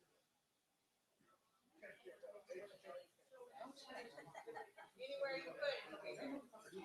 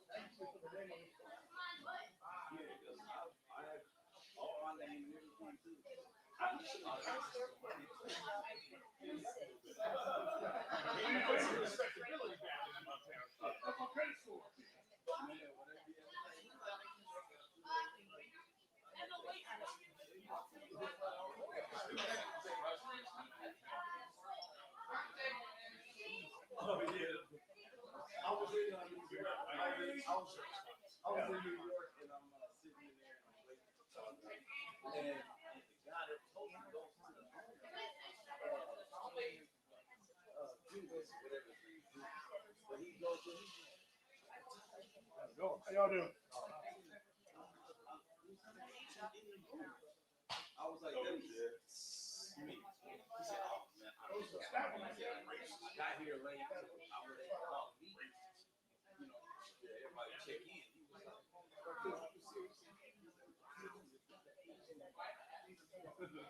I do not see the type of thing.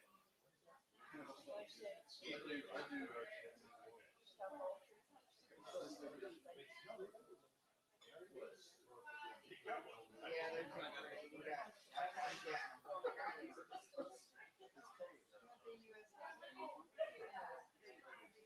No, it's all good. I just want to nice. Oh, sure. That's it.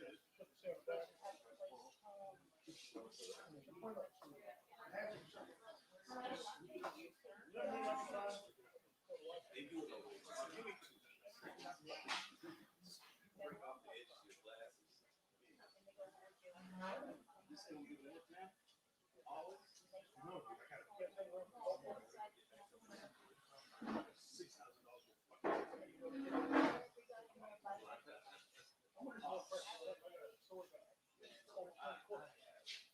Waist size. I'm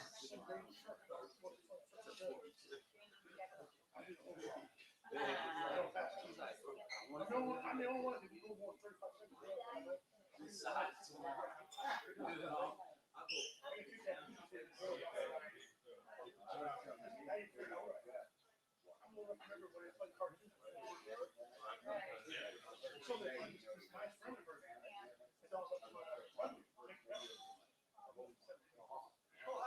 I seen that. You should have seen me sweat. Dude, he's doing black pants. Come out.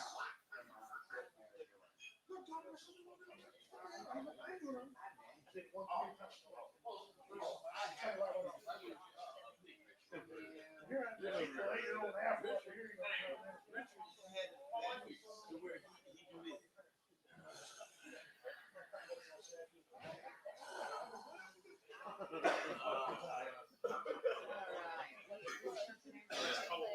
We're gonna walk outside for a minute. We'll be back. I was telling Ace the same thing. I was like, you got that lean on the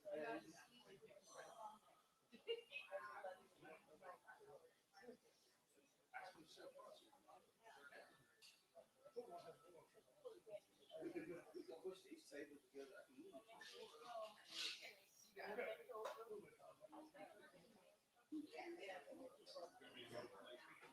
We can go to the Comedy's coming. Comedy's coming. Just run through the streets. I'll be back.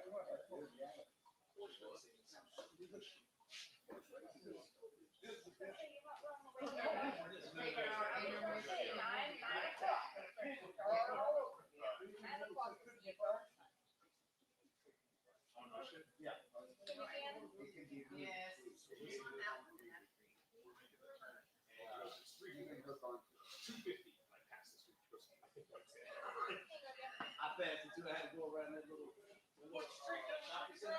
Yeah, to go around the I did too. They would really be talking.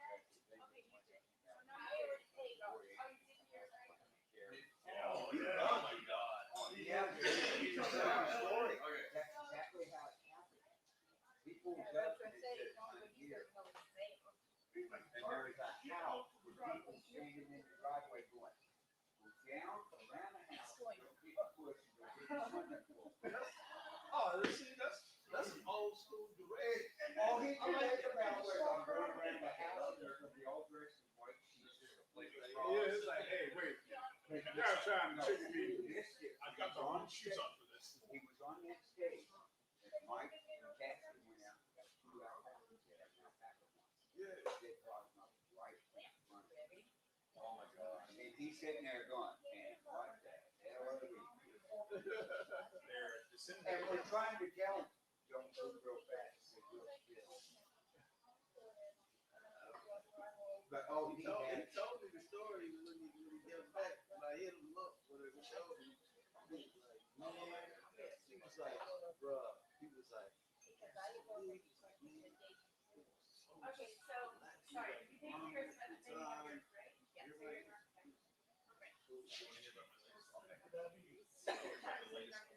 Yes.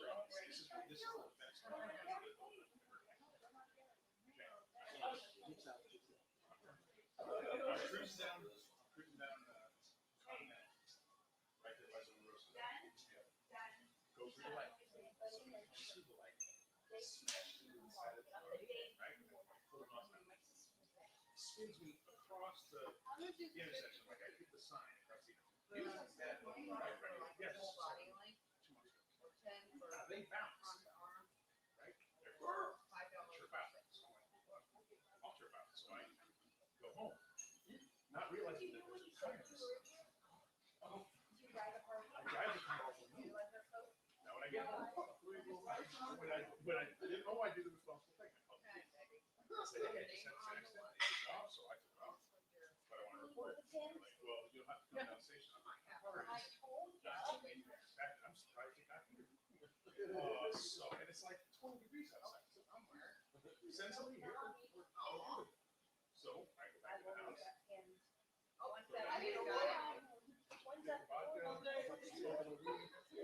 Go to bed.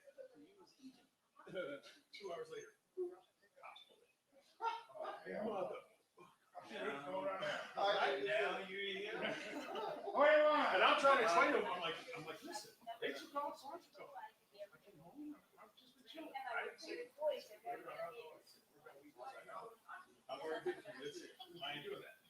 So they're like, well, we're gonna take you in for suspected gun carrier. They found the other driver because that idiot went to the hospital.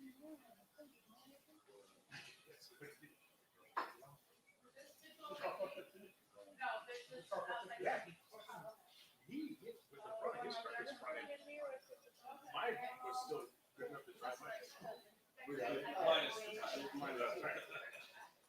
So I'm explaining to the cop the reason that I left in the first place was because I had the dog, right? And Lola with me. And she jumped into the front seat when I came out the intersection. So like this was like a crazy dog in the front seat, car gets smashed, look around, get out, oh what's up? So we would go home kind of thing. So I'm like, I didn't want to sit there with the dog. So I was like, shit. And so they finally bring me. So I call it. No, we have. All right. You didn't do it. I'm like, well, I said,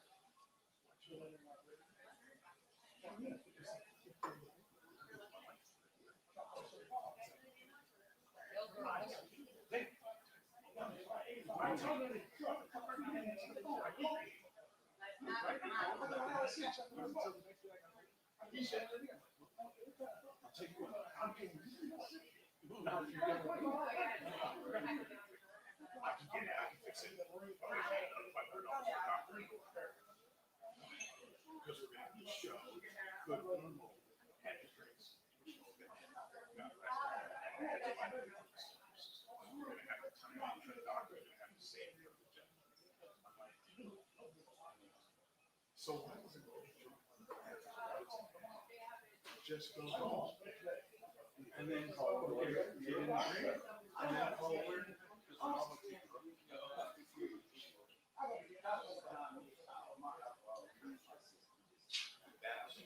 Oh no.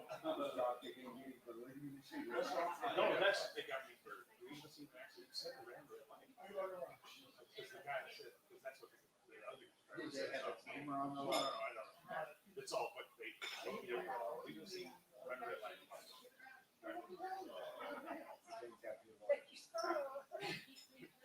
So the car, I didn't know we were on the street. So I parked the garage. And it's not until I get out that I walk around the other side of the road. So the one right there, and I'm like, shit.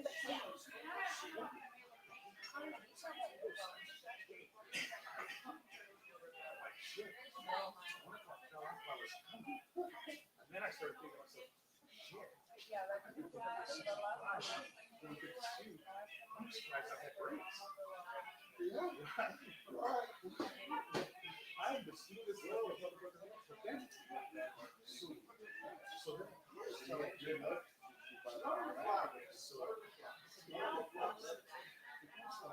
they want to take your car. She's like, it's not going. Oh, we did right.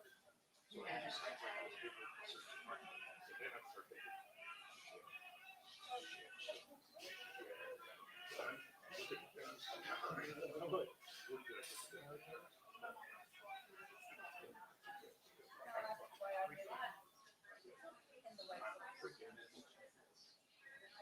yeah, that was I had full throttle 26. The lady was COVID.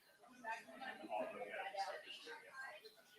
That's what it is right now. It's current news. Not a whole lot of it. Just what they said. That's the reason.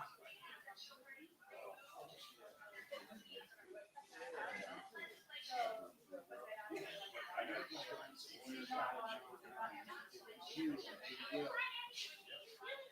from the mountain. Here's the thing. I'm on the phone with while I'm at home. I tell them I'm drinking. I'm like, I'm just gonna have a drink and go sleep and I'll wake up tomorrow and do it. So the 911 lady, she's like, well, you just have to bring yourself in. So I'm like, okay, I'm not gonna do this. It's good. And then all of a sudden, like Andy and I are in the bed, we're racked out. And we hear cops like, no, and stuff. Like they're out there. I got to go. So I walk my ass out there. Just like, I should. Here's what I should have done. I should have just said, because they didn't have my address. Yeah. I don't even go to the hospital right now. Right here. Yeah, and you just go through. That was my money. I should have got out. But now I'm thinking to myself, every friend I've got, I'm telling them, you're in a bad situation.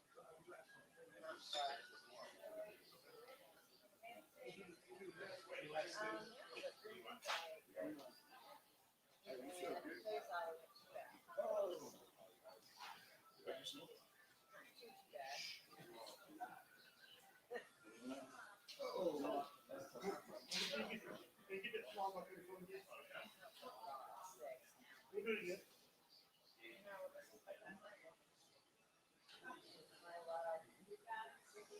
But then I back out and animals are different. Very. Yeah. And no, I can tell you for sure they're different.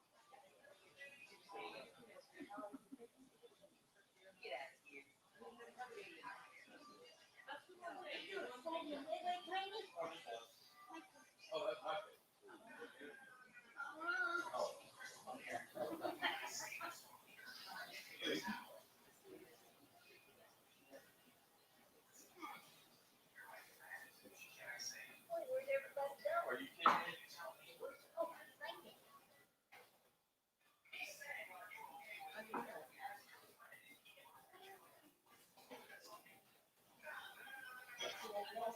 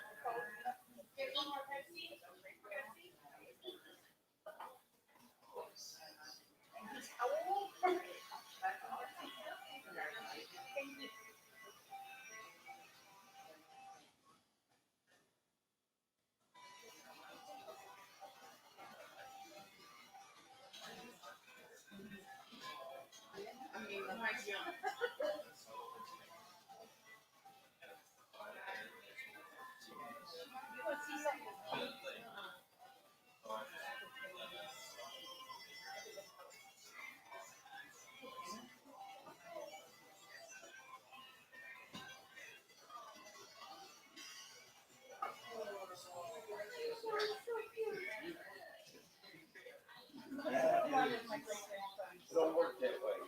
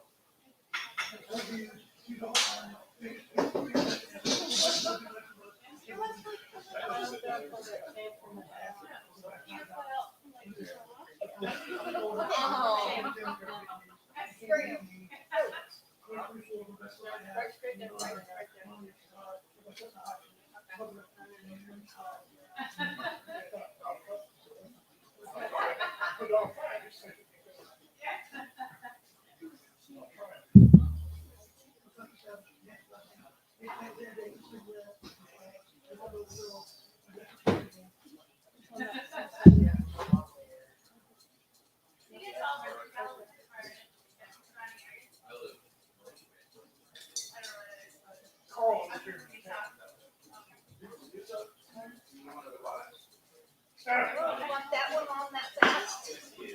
Yeah. Very good.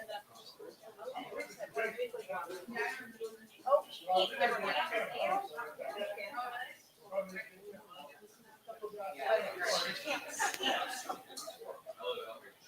you go. There we go.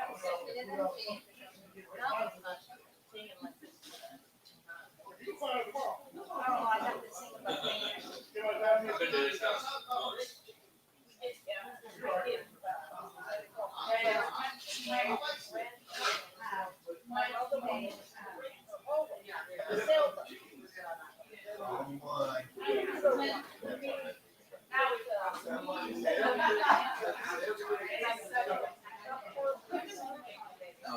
All right, Carl.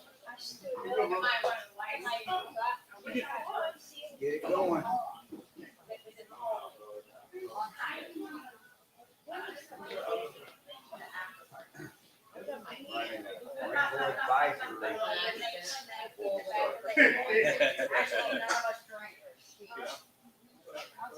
Be on the safe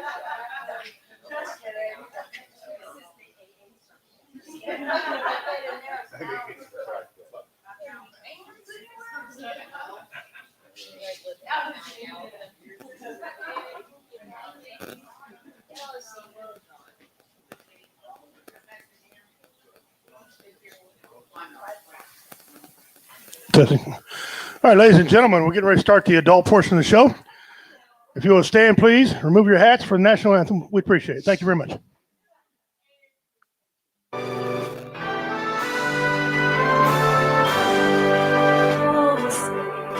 you see by the dawn's early light what so proudly we hailed at the twilight's last gleam? Whose broad stripes and bright stars through the perilous fight, o'er the ramparts we watched, were so gallantly streamed. And the rocket's red glare, the bombs bursting in air, gave proof through the night that our flag was still there. Oh, say does that star-spangled banner yet wave o'er the land of the free and the home of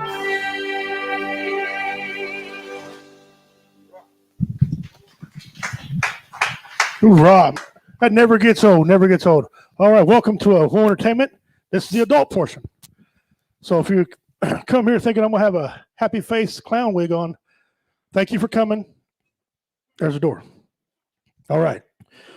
Well, Home Entertainment, we raise money for suicide awareness, suicide prevention. 22 of our brothers and sisters every day commit suicide. Think about that. 22 a day commit suicide. We have a motto: if you're laughing, you ain't crying. We're trying, but we need y'all's help to stop this pandemic going on. I'm not talking about the Rona, I'm talking about 22. That being said, we got some outstanding comedians tonight. This is a triple threat. I mean, all three headliners are going on tonight. We're just going to line them up and go. You're going to be well entertained, I promise you. But first, you got to have an MC. You got to have a man to run things, take care of things. So, without further ado, I want to bring a man up here tonight, your MC. He's got that Conway Twitty voice, ladies. He's got a good voice. You're going to love hearing him. The problem is, when you see his ugly ass, you're going to pull your panties back up and beat him with them, okay? That's it, because he's ugly. He's my friend and your friend, the president of Woe Entertainment, co-founder of Woe Entertainment Network, my good friend, yours too. Ladies and gentlemen, give it up for Justin Snodgrass, a.k.a. Goose.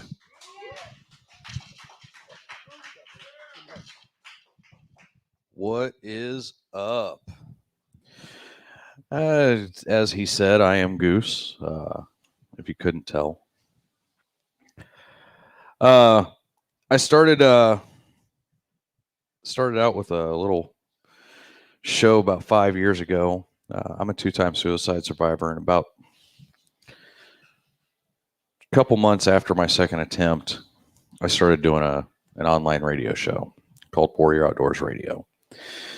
And somehow it has grown from that little show with like 2 listeners, hi mom, uh, to 11 shows each week, and we've got 2 and 3 a day some days. So head over to Facebook and we're actually live around the world right now.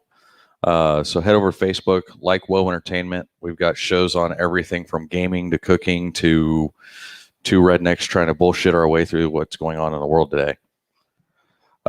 Speaking of what's going on in the world today, I'm not a comedian. Okay. I just look funny. Can I try some of my jokes out? That'd be all right with y'all? All right. How many of y'all got kids? So like 3 people are actually proud of their kids. The rest of them are like, get these fucking crotch goblins out of my house. I just got one of them out. Thank you. That's it. I'm done. No. My wife and I had 2 after her oldest, and who I claim as my own. And I love her to death. She's 21. And she's still going to be the death of me. But my younger 2, when my first one was born, we were trying to figure out a good, strong American redneck name. Just that name that screams, he's fucking American. So we named him Catfish. And it wasn't because he was born with whiskers, it's because he's a fucking bottom feeder. I'm kidding. I love that kid. Well, Catfish was about 2 years old whenever our second one came around. And we were so tired from chasing Catfish around and all of his crazy antics because he takes after his daddy. Damn it. Hey, pimp, we need to raise our bail fund just for him. We were so tired that we couldn't come up with an actual name. And we were like, well, he's the second kid, so we're just going to call him B. Now, I know all of you growing up, your parents said shit to you, and you swore that you'd never say it to your kids. Swore! You swore on everything that was holy, unholy, sacred, not sacred, anything you could touch, you would put your hand on it and swear that you would not say these things to your kids. Well, Catfish and B were out playing the other day, and I've got a big gravel pile on my lot. And I told him, kept telling him, stay away from it. You're going to hurt yourself. There's glass in there. Stay away from it. You're going to hurt yourself. Sure as shit.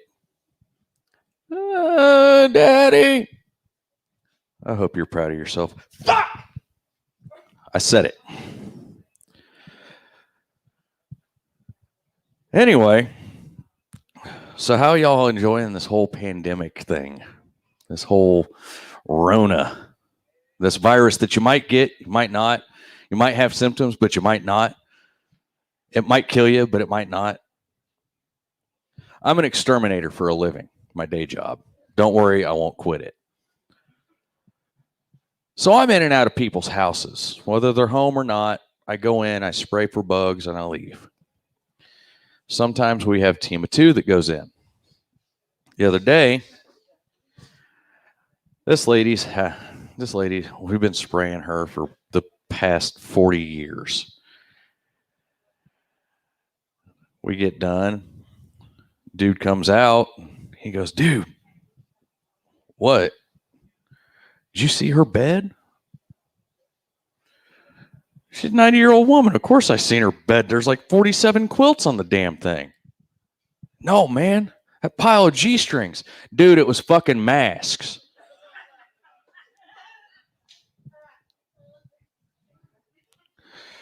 All right.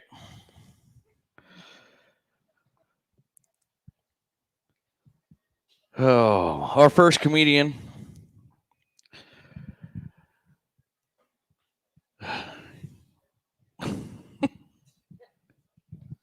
Seen my cock earlier tonight. No, really, seen my cock. I got a picture on my phone. Come up and see it. It's a Rhode Island red rooster.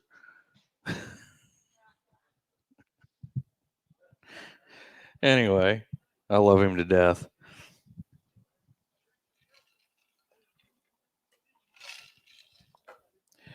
You can see him on Amazon Prime in the sitcom Disturb and Protect. Sorry. Apparently I can't read. And Head Cheese, the movie, for free with your subscription. You can also see him all over the world because he takes up most of the world. Please welcome to the stage my friend, Mr. Richard Montano.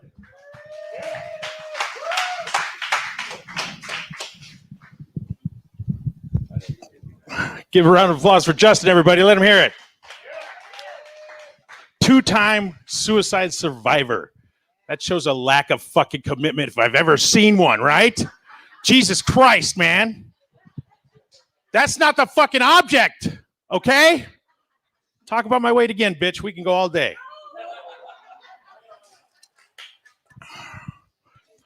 So in December of 2016, I weighed 484 pounds.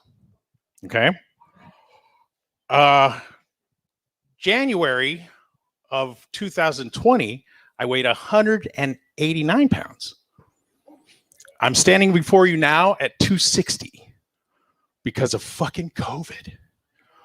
I'm not sick, but I'm fattening up like a fucking goose, and I can't do anything about it.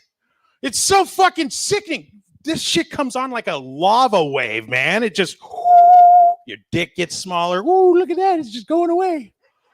What the fuck? Now, I don't want you guys to think that I went and got self-control, because that didn't happen. I didn't get any self-control. I went and had weight loss surgery. Okay, that's what I did. In December of 2016, I went and had weight loss surgery. I had the gastric sleeve. Now, my doctor's a dick. And he's not very informative. He's just like, read the book. Here, I'm going to give you a book. Go read it. This is going to tell you all you need to know. So I take his little book home and I read it because I'm a reader. In the book, 16 of the people having this surgery just fucking died. Like, that was the result. Oh, and then Tom caught septic and died. So I went to my doctor. I'm like, hey, doc, seems to be a lot of death in your fucking book. He's like, don't worry about that. I'm like, what do you mean? He goes, you don't have to worry about that, man. You're going to be fine. I'm like, why'd you give me the book? And he goes, you know those late night commercials, the ones that you watch that list all the problems that you can get? That was your commercial right there. I'm like, I don't watch those fucking commercials. You shouldn't have given me the book. Because now I'm a fat guy who's nervous going to have surgery, which is never a good thing. And the first thing they do when I get to the hospital is they take me in a room by myself. They strip my ass naked, put on one of those shitty paper gowns, sling me in a bed. Two guys walk in, Richard Montano. I'm like, yeah. They just grab the gurney and start rolling me across the hospital. Some lady pops out from nowhere with a clipboard. She's like, sign here, initial here, sign here. And I'm like, oh yeah, these fucking people are going to kill me. I get into the little white room, which is no better. It's just like a slab and a bunch of noisy machines and two people running around. They slide me on the slab. Dude takes the paper thing and just rolls it up into like a little thing right here on my neck. Just leaves it right there. So right then I know my dick is out. Right? Now, ma'am, I don't know how you feel when your dick is out in public, but when my dick is out in public, I get like kind of antsy. I'm kind of like, fuck, this isn't right. This isn't what should be happening. So I look at the tech and I go, hey, bro, hey, you think we can cover my dick? And he goes, oh, Mr. Montano, you're fine. Don't worry about it. The female nurse hears me say it from the back, walks over, goes, and walks away. So now I know my dick is out because I've seen that look on my wife's face 100 fucking times. And I'm starting to freak out. I'm like, Jesus Christ. What is going on with these people? And I'm about to lose it. I'm like sweating and I'm just fucking shaking in the little gurney thing. And they're like talking about gassing me and shit. I'm like, no, cover my dick. And then the surgeon walks in, right? Surgeon walks in. Everybody gets quiet and looks over, dude. Homeboy walks in wearing Peppa Pig scrubs. Peppa fucking Pig scrubs. Are you fucking kidding me? You're going to cut me open wearing fucking Peppa Pig scrubs? Fuck you! Oh, I hate Peppa Pig. She's fucking bitch. She's a worthless cunt, man. Oh, It's the worst half hour of your god. If you're a parent and you have to watch Peppa Pig, you know it's your worst fucking half hour every goddamn day. And they fucking love it. They fucking, Ben's like, oh my God, Peppa Pig's on. Oh, I'm like, you motherfucker. So I really don't know what to do at this point, but I'm a comedian. So I just start making fun of the surgeon, right? And everybody starts laughing. Like they're all laughing as they gas me. I'm going to go ahead and not recommend that to everybody here in the room right now. Don't ever make fun of the guy who's going to cut on your body at any time for any reason, okay? Because you won't know if that dude has a sense of humor until way later, right? 2 days later, I'm looking at my new body in the mirror. I'm like, oh, check that out. Man, that bottom scar makes like a little half moon there. That's silly. Oh, shit, there's a little scar there, too. That's so funny. Step back, my nipples come into view, and I realized he made me the fucking Kool-Aid guy. And I started fucking freaking out. I was like, oh, shit. Oh, shit. Jesus, I started moving the scars and shit like I could get this shit to move. And I'm like, hey, dude, you're high, right? You've been taking pills. This could all be just your mind, bro. Chill out. Call your wife. She'll tell you.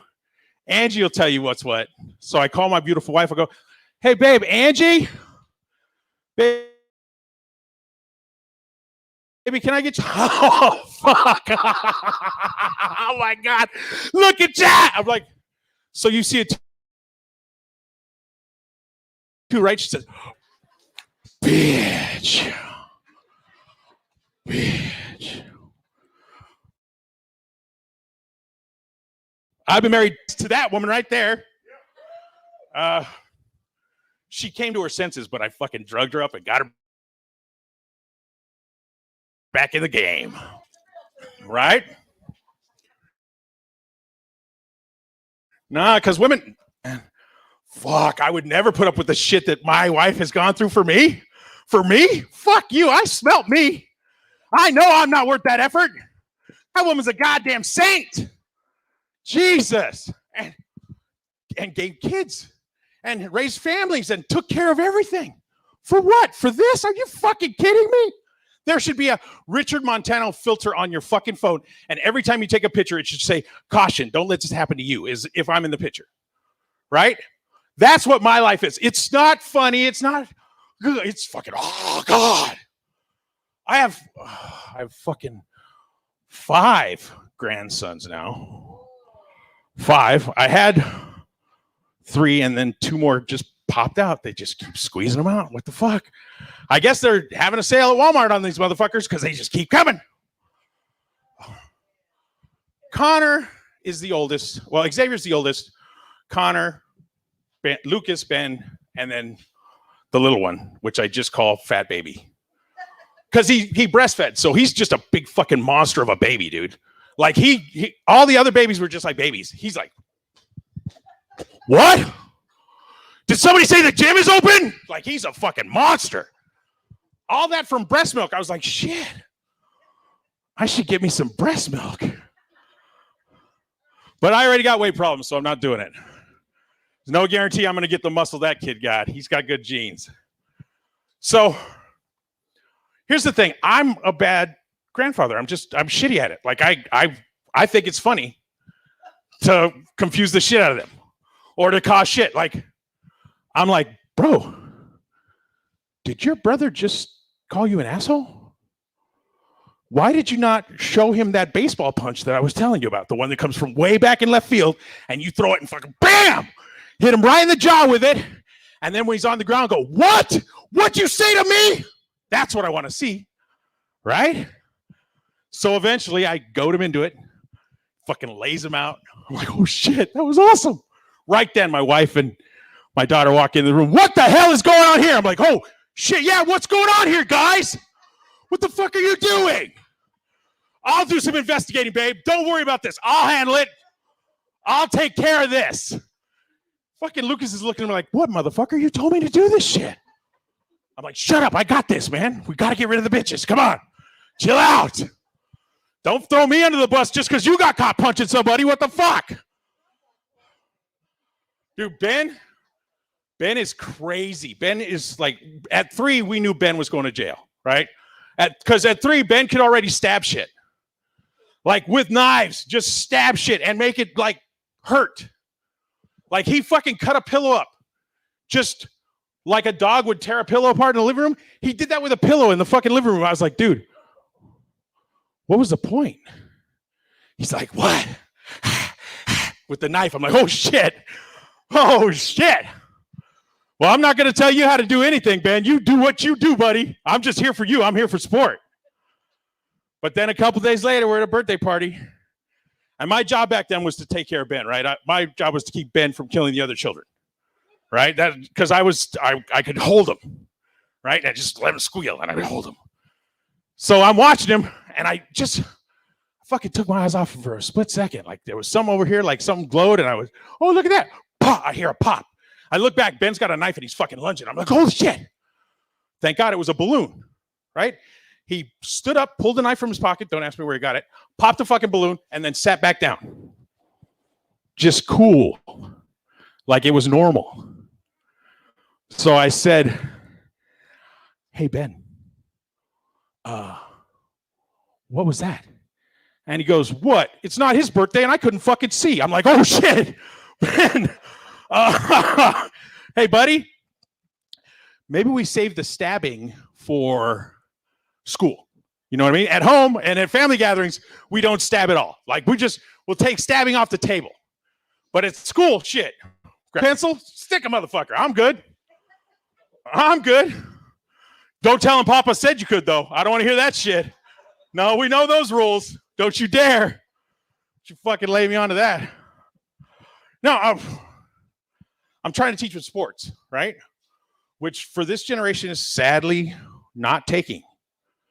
Like it's just not. Like fucking throw a baseball, it either hits him in the face because I'm throwing it right at him so he can catch it, or I have to throw it on the ground and then it just rolls to a stop and then he goes, oh, and picks it up. Those are my two options of playing catch with my grandsons. All of them. Not just one of them, all of them. It's either hit in the face, in which case I'm like, no, you're supposed to catch it. You got to catch it. And I feel bad after you hit him in the face like 19 times. You're like, Jesus Christ, I'm just going to throw it on the ground now. No, I'm getting tired of hitting you in the face with a fucking baseball. That's how tired I am. So I throw it on the ground in front of them, and I'm getting pretty good. Like, I can make it stop pretty much right at their feet now. Like, it was all wild and shit, and they'd have to chase it back in the day. But now I'm like, I'm getting my skills. You know what I mean? Trying to teach them to bat. Oh, God. Found out Connor's left-handed. Fucked me up. They've been raising him as a right-hander the whole time, right? Because that's what they do. They force him right into it. They don't give him an option. They don't treat him like. So I'm like, hey, grab a bat. Let's check this out. Grabs the bat left-handed, steps up. Perfect. Perfect stance. I'm like, holy shit, check that out. That motherfucker's left-handed. No wonder he's all fucked up. Right? Because I know left-handed people are fucked up. Like, if you know anybody who's left-handed, they're wrong and we're right. Power to the right-handed people, motherfuckers. I married a left-hander, so I know what I'm speaking of. They fuck up everything. They can't even, like simple things, like dropping a tip. I'll just drop $13. My wife would be like, is that 18%? I'm like, no, it's $13 fucking dollars on a $27 check. We're good. Like, I didn't even have to figure it out. That's just what I did. She's like, well, you should figure it out. I'm like, why?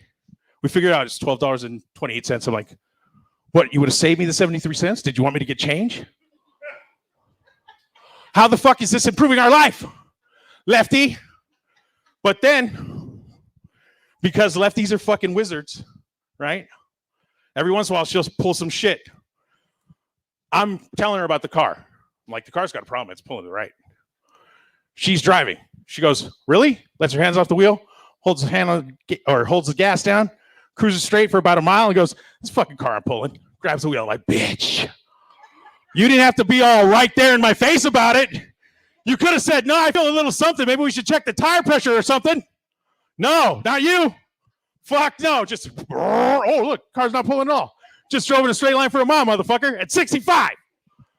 Where's your pull? What's your fucking problem, fat boy? God damn.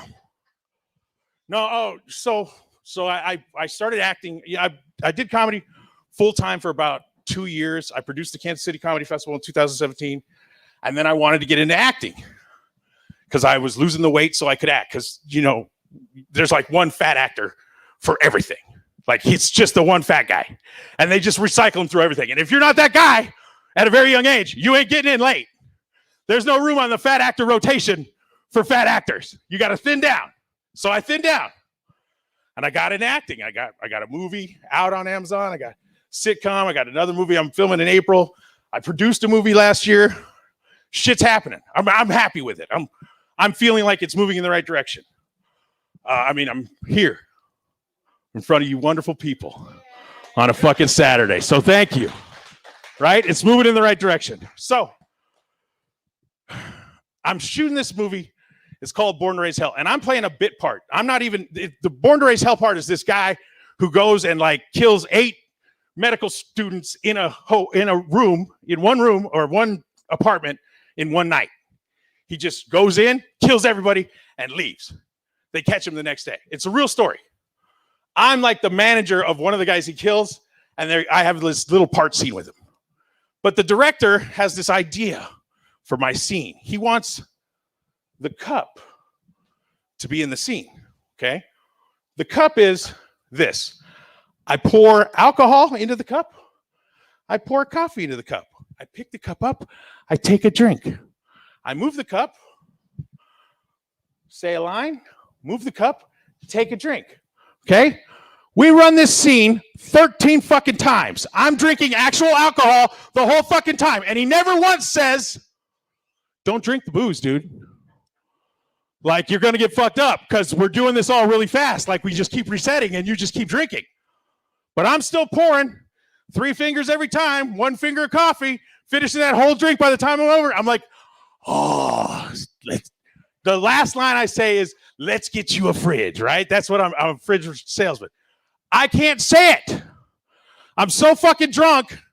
By the time it comes to shoot the end of the scene, I'm like, let's get you a fridge. And I'm sweating like I'm just fucking falling apart at this point. I'm drinking Glen 13 and I've drank the whole 5th of it in literally 32 minutes. Just 3 fingers at a time, just fucking drinking the drink, walking it through. And he's happy. The director's fucking happy. He's like, man, you're doing great. You're doing great. It hits me. Like the alcohol finally kicks in. And I'm like, he's like, we just got to do this last scene, all right? We just got to get through it.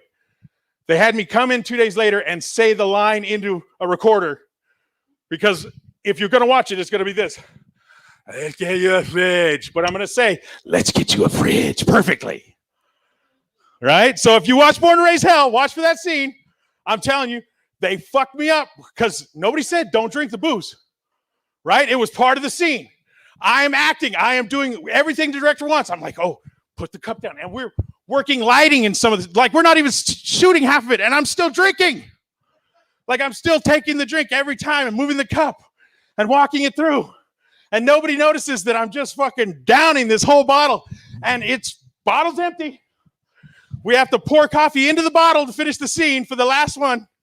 Right? So now I'm just pouring 3 coffees. Why we didn't start with a bottle of fucking coffee in the first place seems like it was the director's fault and not mine. Right? I'm just an actor. I don't know what the fuck I'm doing. He said, go, I go. The fucked up part about that was I had to sit in my car for 6 hours and just fucking sit there in the parking lot because I didn't want to ask anybody for it because everybody was like, oh man, love your work. Great job. You know what I mean? I'm like, yeah, you love it. Yeah. I'll get another one out of this. But I'm not going to become that guy who became the problem on the set. So I just go sit in the car. Fucking sitting there for 6 hours. It's fucking hot. It's fucking melting hot. And I'm not running the car because I don't want to burn all the gas. So I'm just sitting there sweating. And as I'm going through this fucking like sweat lodge thing, I'm thinking to myself, you know, alcohol's been a problem for you for a long time. Like this isn't your first alcohol related incident, Richard. You know what I mean? I'm like talking to myself. I'm doing that back monologue so badly because I'm so fucking sweaty and I'm so hot that I'm just like analyzing myself. And at one point I finally just start throwing up. Like I'm an hour into holding on to it and I just started throwing up. I puked all down the side of the car, like because I couldn't get the door open fast enough. I was too drunk. I did the fall thing out, right, where you fall on your own puke kind of thing.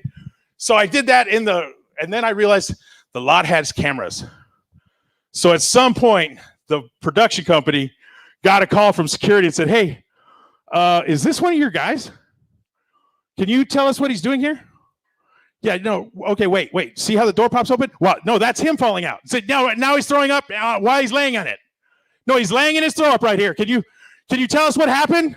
This is an actor? This is a guy you put on film? What the fuck?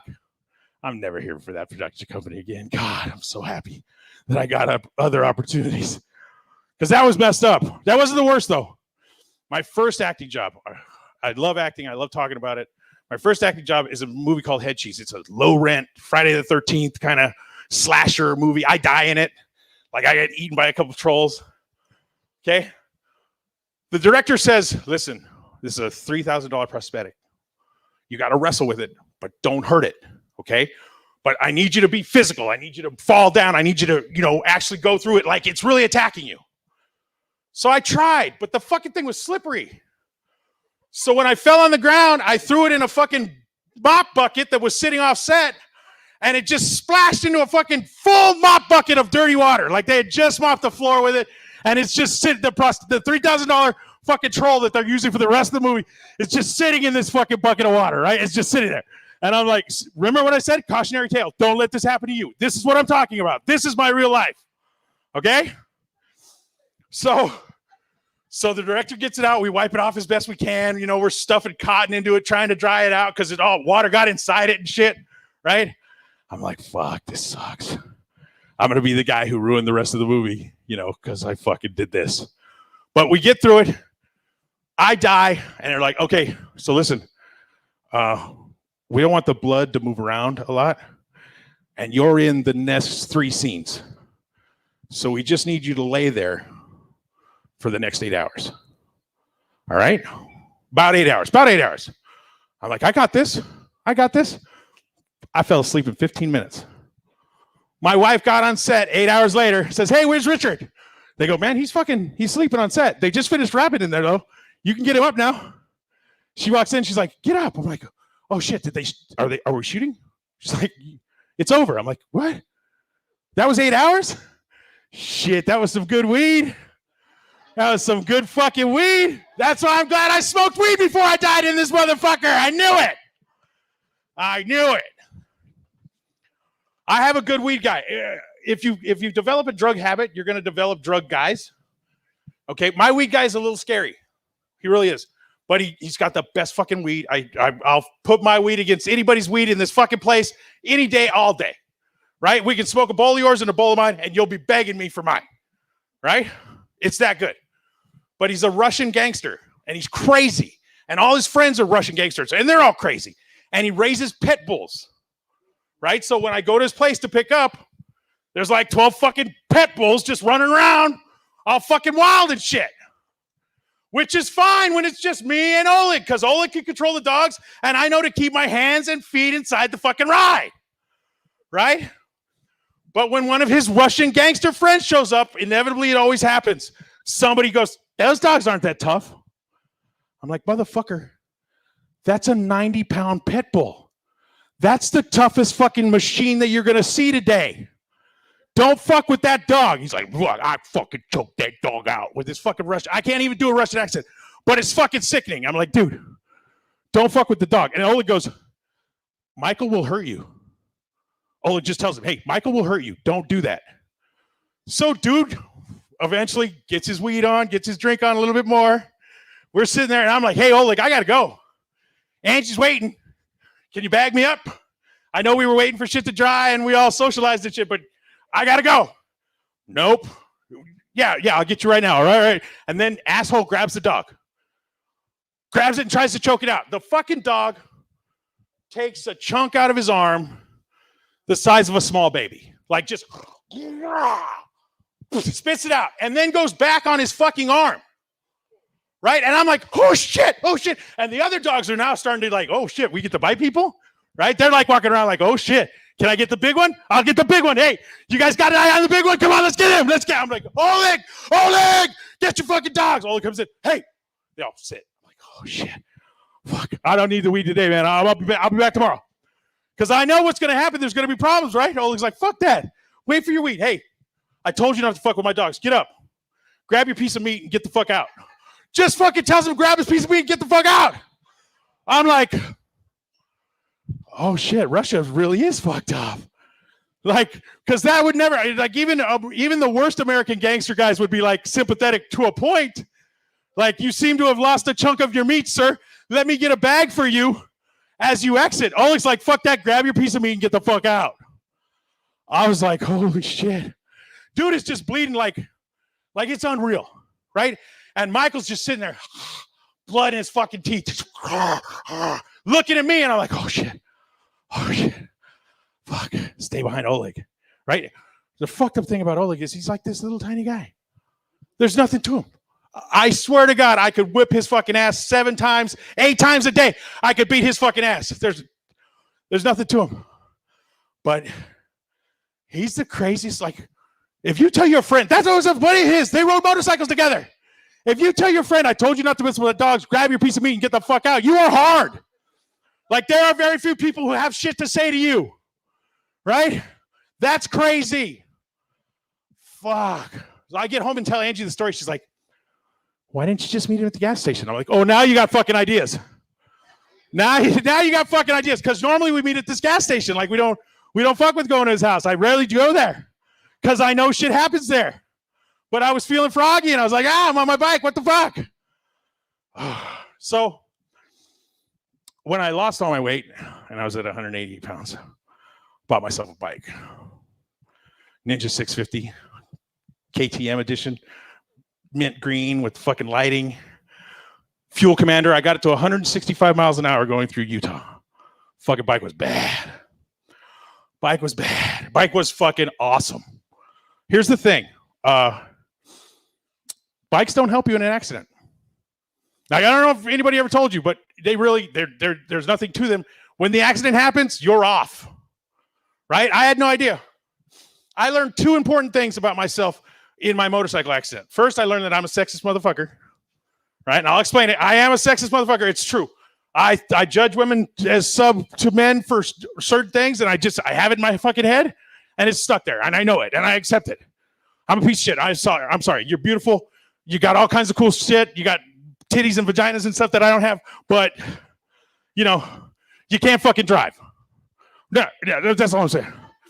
I know this because when I come through the intersection and I see this blue Jeep Liberty coming at me, making a turn into my lane, I think to myself, oh, bitch, what did you just do to us? Right? Because I knew it was female. I couldn't see her. She had tinted windows. It was night. I knew for sure only a fucking female would be doing this to me on my fucking bike at 9 o'clock at night in downtown Kansas City, Missouri. And I was right. It was a woman.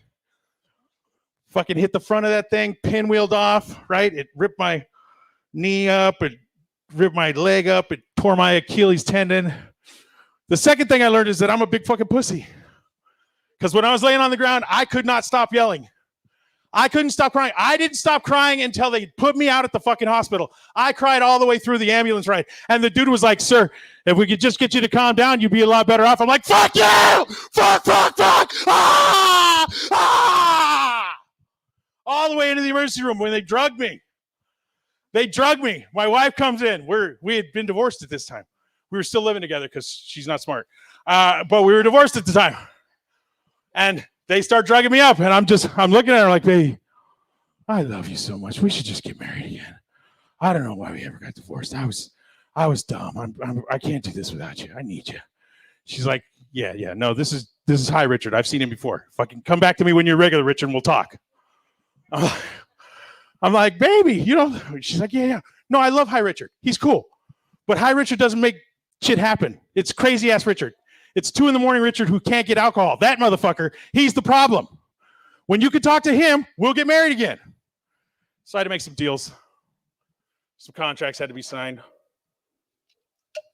Paperwork and such, but I got the prize, so I'm happy. Having said that, and letting you know that I'm a grandfather and a father, I don't understand incest porn. I don't get it. It's very popular. I have 3 daughters. I would not fuck any of them. I don't care. Not because of the whole blood thing, just because they're nasty. I've seen them as kids. Like, how could you raise a kid Like little girls are pigs. Their rooms are fucking horrible. And then you're going to go have sex with that? Fuck you. My wife had to lie to me. I thought she was perfect the whole time. When I met her, she was already grown and she knew how to clean and shit. Had she had been a kid, I would have never fucking married. I don't understand people who marry their kid, childhood sweetheart. What are you, stupid? You could have found somebody you didn't know all that shit about. You already know how her farts smell, how her shit looks. What the fuck is wrong with you? Come on. Am I done? All right, guys, I'm Richard Montano. That's my time. Thank you very much.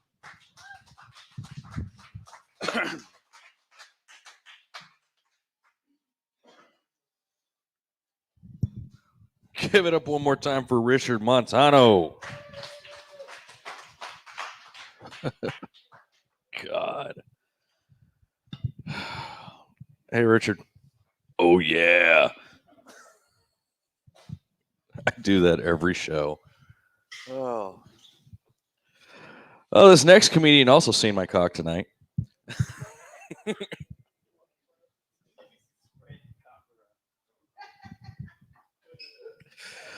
Oh, God. Anyway, please welcome to the stage Taifu Panda.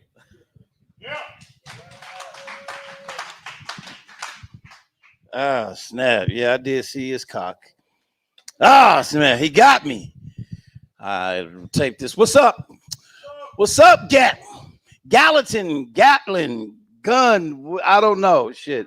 Listen, I have a public school education. Shit. Excuse me. Shit. They didn't teach me shit. You know what I'm saying? Listen, I am a veteran. I did fight for my country, 17 countries, combat twice. Hold up. No. Don't clap so loud, because if I was in charge, y'all was this close to speaking Arabic. I can't shoot worth shit. I cannot shoot worth a damn. I was a horrible fucking soldier. I was horrible. I was the last to qualify out of 800 soldiers. I was the last to qualify because I can't shoot. I wasn't a thug. I knew I wouldn't be a thug a long time ago. Because, see, I played cops and robbers when I was young, and I'm trying to get out the house. My mom was like, where you going? I said, we got this game of cops and robbers. She said, you must gonna be the cop. I was like, no, I want to be the robber. I want to be chased. She said, nope, you can't be the robber because you sleep with your mouth open. She's right. I sleep with my mouth wide open. I can't go to prison. You know what I'm saying? No, hell no, no. Hell no. Hell no. I sleep, listen, I sleep hard too. I sleep real hard. I mean, I don't know what the hell is going on. And I can only imagine my cellmate just wrecking the shit out of my mouth while I'm asleep. He just sitting there just beating the hell out of my mouth. I'm waking up like Bill Cosby victims and shit. All sticky and shit. Hey, man, what the hell? Why are you naked? Huh? Hey, man, go back to sleep. You had a nightmare, though. You almost bit me. You know what I'm saying? Hell no. No. I'm snitching. I can't do that. No, I'm telling. And see, I was a horrible soldier. And see, I've been in combat twice. And the crazy thing is, I couldn't do that no more. So I said, look, if I'm going to kill people, I'm going to kill them the old-fashioned way. Through a woman's throat. No, just, no? No? Oh, okay.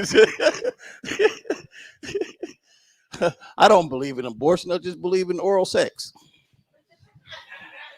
That's it. It's crazy. I be thinking about a whole bunch of shit. I ain't gonna lie, when I'm high. You know what I'm saying? I be thinking about so much crazy shit. You know, you be the smartest person when you smoking. Don't it feel that way? Y'all some weed smokers in here?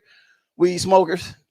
I know this table, y'all probably don't want to be like, yeah, you know, we don't want to tell them that we smoke. You know what I'm saying?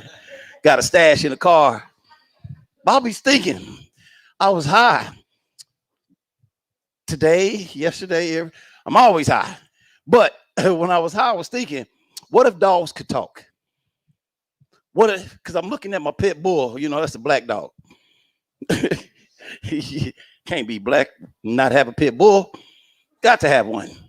And I was like, what are you saying to me, Brian? I was like, what if dogs could talk?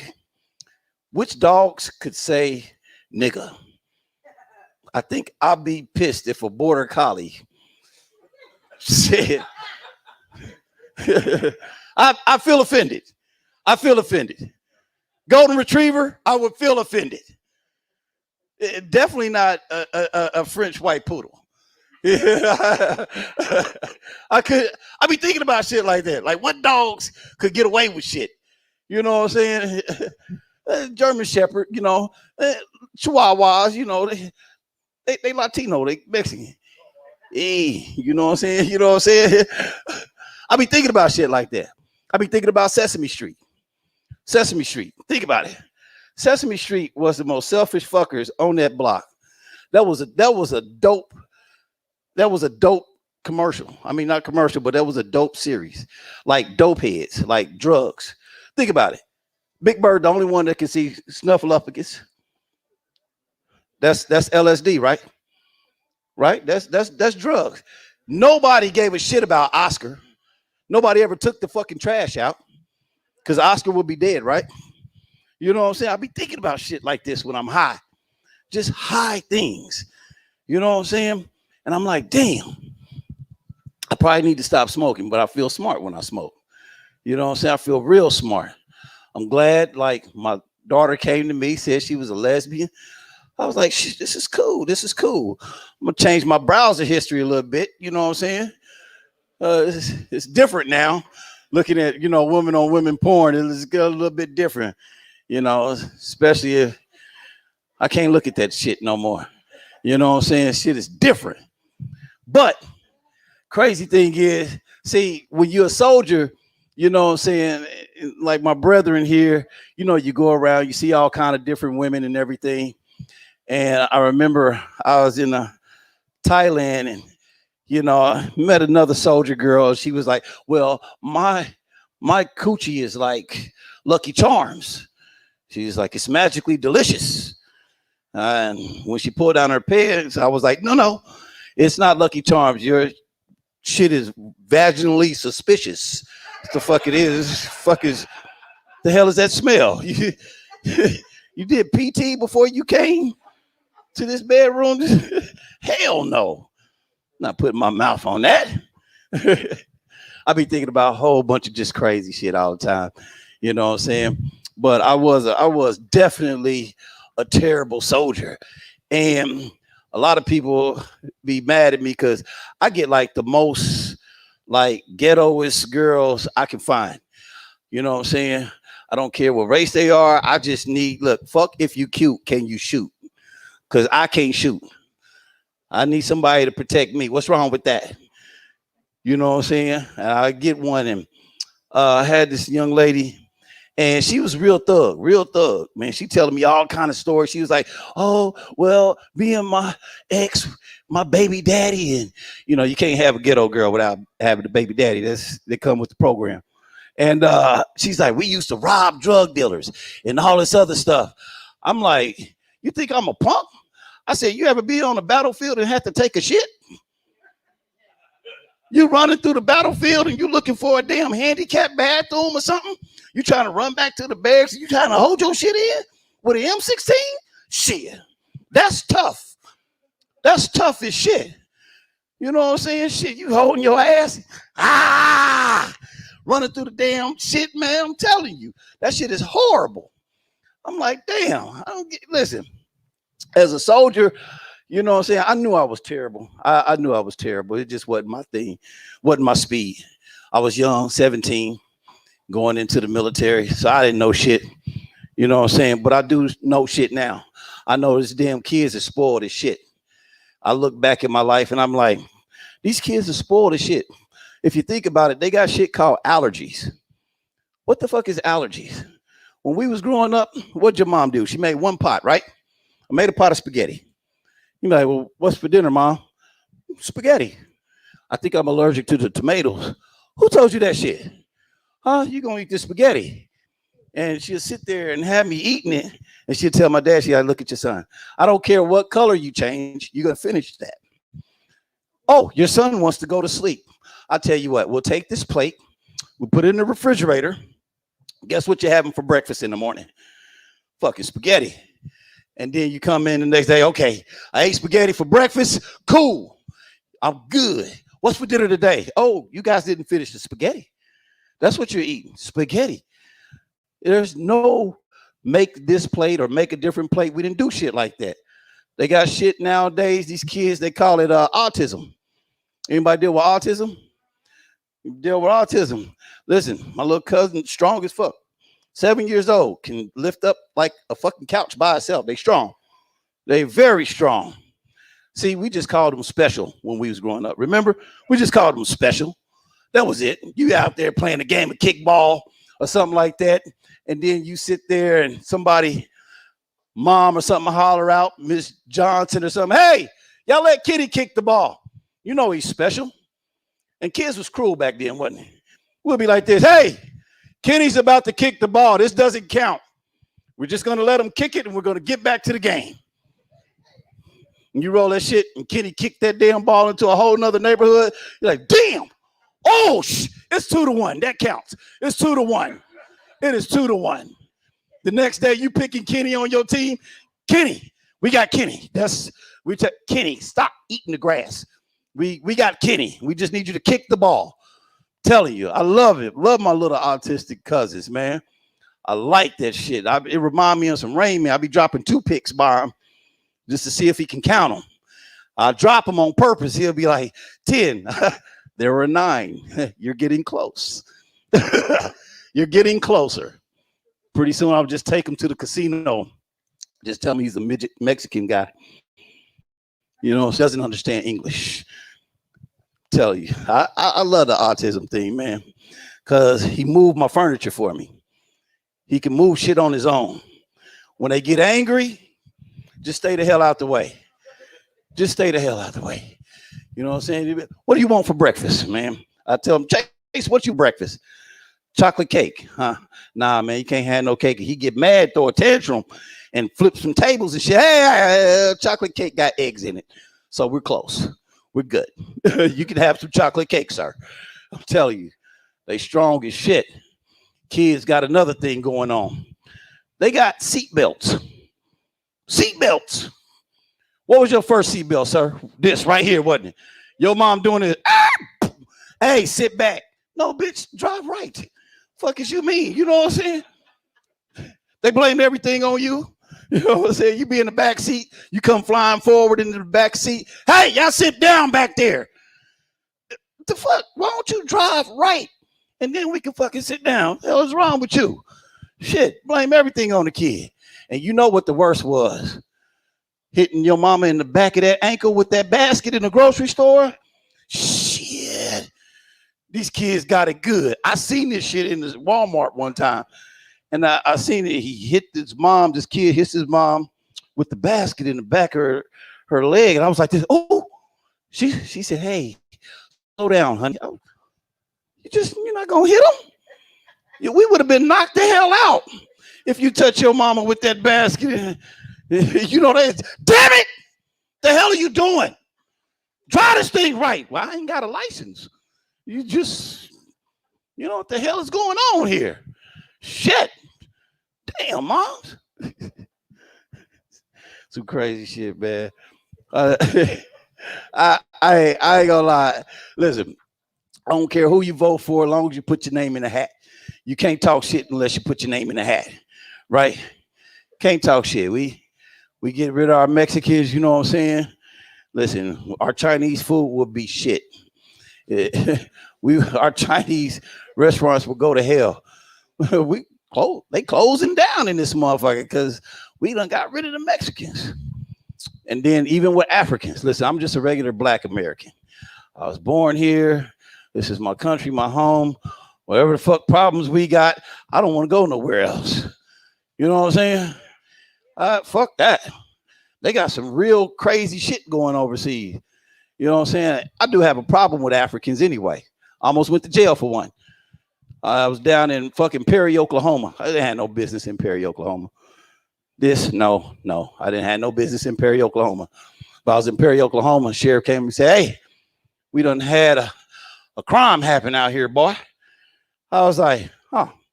Okay, he said, we're looking for an African-American gentleman. Fits your description. I said, oh, I'm just regular black American. I don't know what you're talking about. He said, we're going to see, boy. So he takes me down to the jail. It's an African dude in there. I was like, this is probably your dude right here. You know what I'm saying? Like, you know, I'm regular American black. Just saying. It's a difference. So anyway, he said, we're going to see, boy. So he let a bunch of flies go and they went straight to that dude. I was like, see? He's like, come on out that cage, boy. You're a regular American, boy. I'm like, I know that's a racist joke, but they strong, though. Think about it. As an African, when you carry on a conversation with a fly on your face and you don't blink or move, that's some strength. That you seen it. We all watch TV and, you know what I'm saying, late at night, and they'll come across the channel, like, you know, feed this kid or some shit, and the fly just be walking on their face. And they be sitting there like, it's okay. I'm going to go to my mother's house. I probably stop by my father. I probably get something to eat. You be like, bruh, you just gonna let the fly do this or something. You know, nod your head. Do this. You know what I'm saying? Ma'am, one of you ladies at the table, I'm sure your hair have scared you, hasn't it? You're like, whoa, shit. Ooh. Ooh, shit. Hell no. To have a fly walk on your face, that takes some damn strength. When we get rid of Africans, where the flies gonna come at in our picnics? They bring the flies. We talk about everybody. I don't give a shit. Got another cousin. Can't stand this bastard. He's in a wheelchair. Yeah, he's in a wheelchair. Can't stand him. But I love him, but he's just an asshole. You know what I'm saying? Everybody in the wheelchair make the same face, don't they?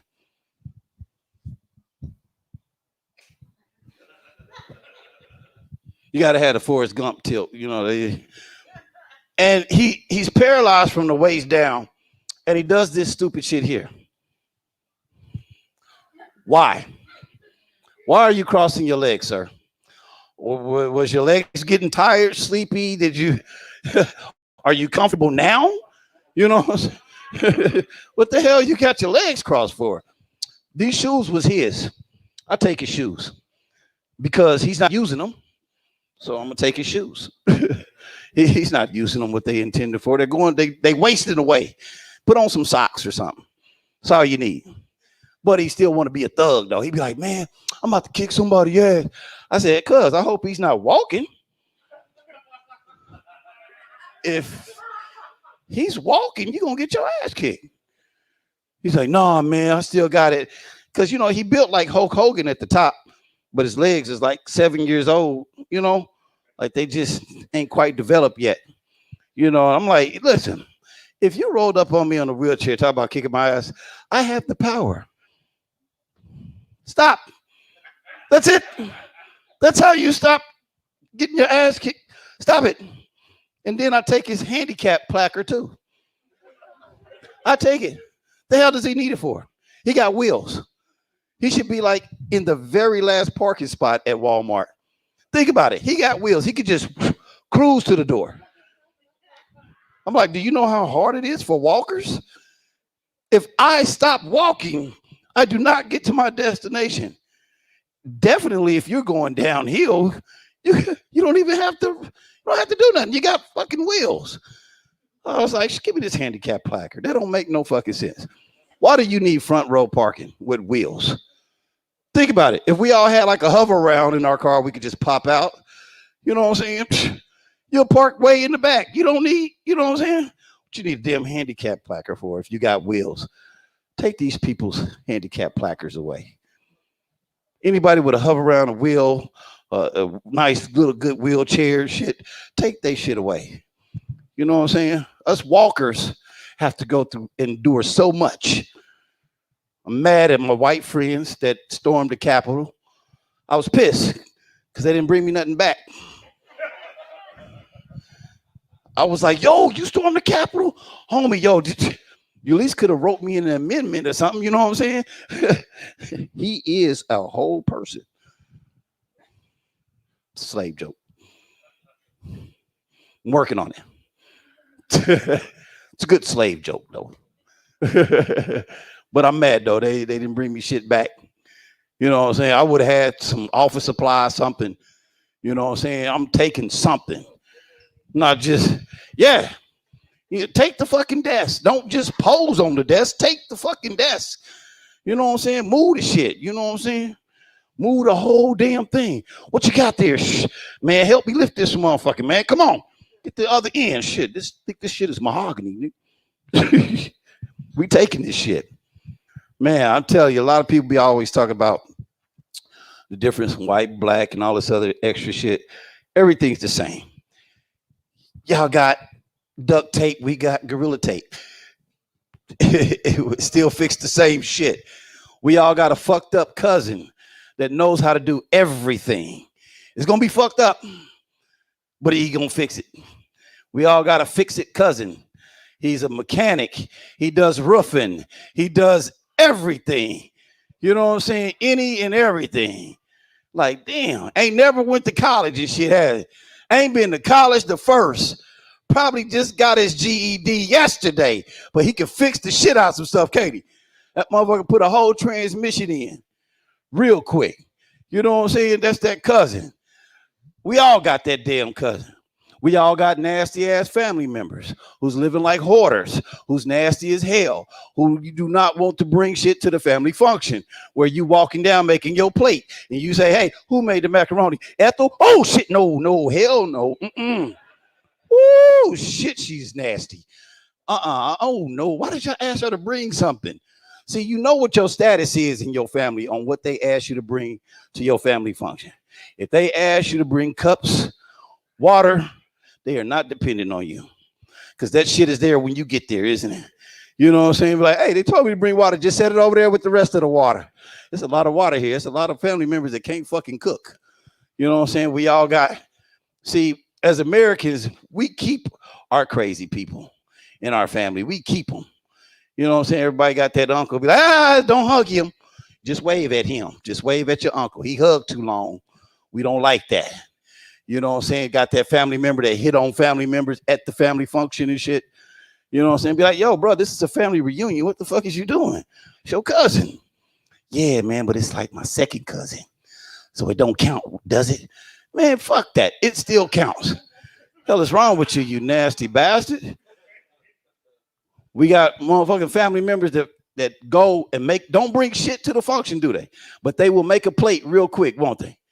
Make a plate and they send it with their kid. Hey, listen, go put this in the car on the floor so it don't mess up my seat. Just don't say shit to nobody. You just pass everybody. Take this meat plate and go put it in there. So hurry up and get back so we can make us a plate to eat. That's the to-go plate. Shit, we all got all kind of fucked up family member. Everybody got a gay family member too, don't you? You got a gay family member too, don't you? Know what I'm saying? Huh? Which one? What? You the fixer-upper? You the gay family member? No, is he? Oh, because they looked at him like he fixes everything and he gay. You know what I'm saying? Huh? You be pissed. You be a stop right here. I want to get something juicy. Yeah. That's crazy. But every gay guy don't talk like that. You know what I'm saying? Not every gay guy. But when you hear that, don't you feel like it's an accent? Like, you know, this dude may not be gay, but he got the accent like he's from there. You know what I'm saying? That type of shit. You know what I'm saying? Like you hear a or an extra S. My son, he was gay. And I knew he was gay because I gave him the bra test when he was young. If you're a man, you can right one hand, can't you, brother? One hand, take that bra. Just you can de-bra some breasts, right? My son was having trouble. He was. You're taking too long, son. It's okay. You saved me a lot of money on sports equipment. I'll tell you that. Thank you. Then he went to his first spelling bee. He spelled sports with an extra S on it. I was like, that's one too many S's. This is not your spelling bee. This is not what you're supposed to be doing. It's an S on everything. He just got an extra S in his voice. Can I have some waters, Daddy? I was like, you got company, motherfucker? Waters. What is there's a lot of S's on the end of his words. You know what I'm saying? Love him to death. Just don't know. Like I got a buddy that's gay, And I don't know how to be a sidekick for him. I don't know how to be a sidekick for him. I really don't. You know what I'm saying? Like us men, we know how to be wingmen for each other, right? I don't know how to be upset.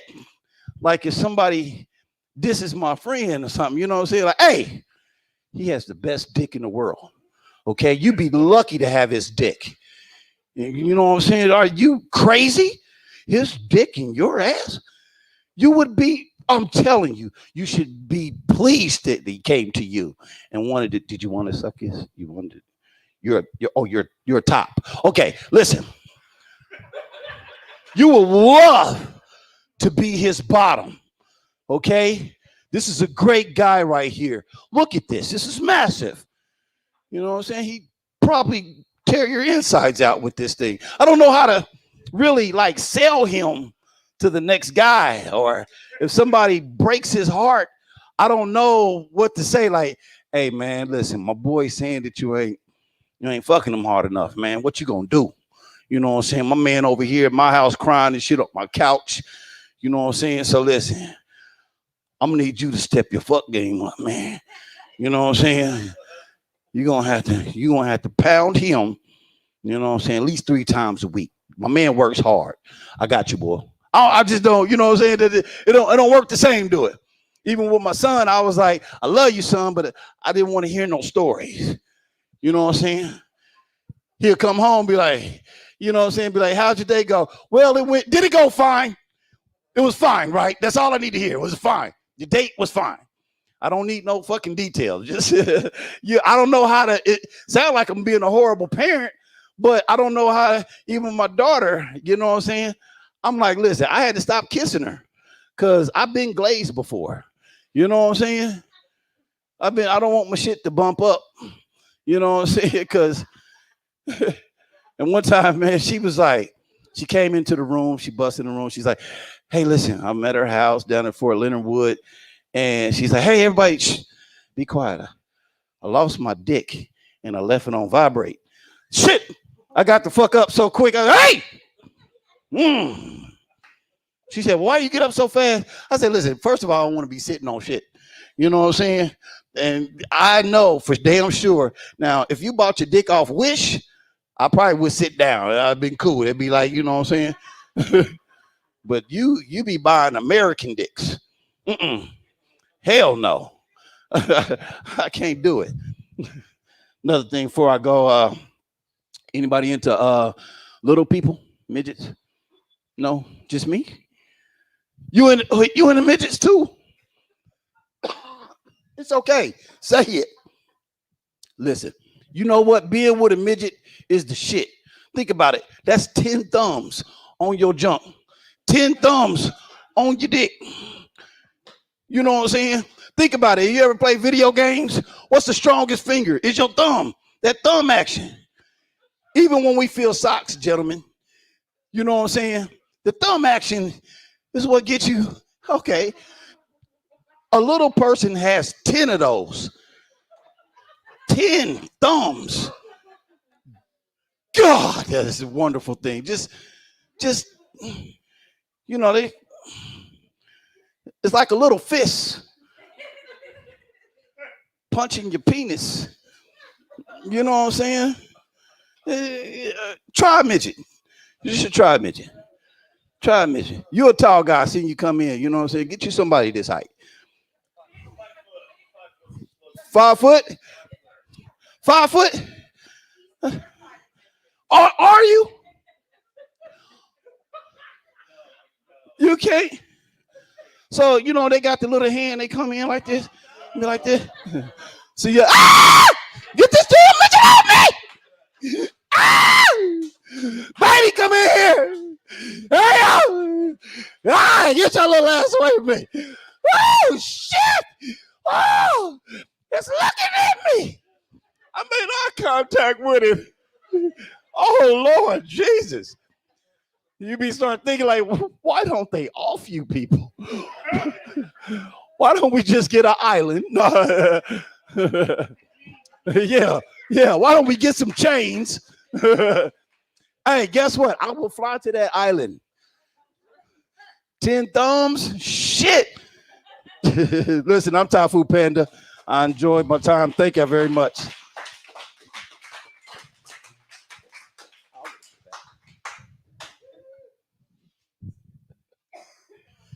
Give it up one more time for Thai Food Panda.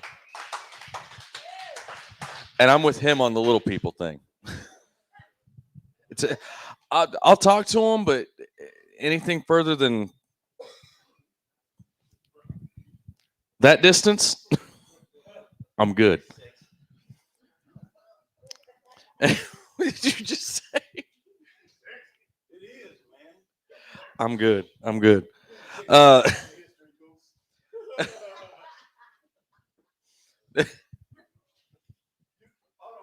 Every man. You know, redneck is half Indian. Did you know that there are hard-nosed Indians?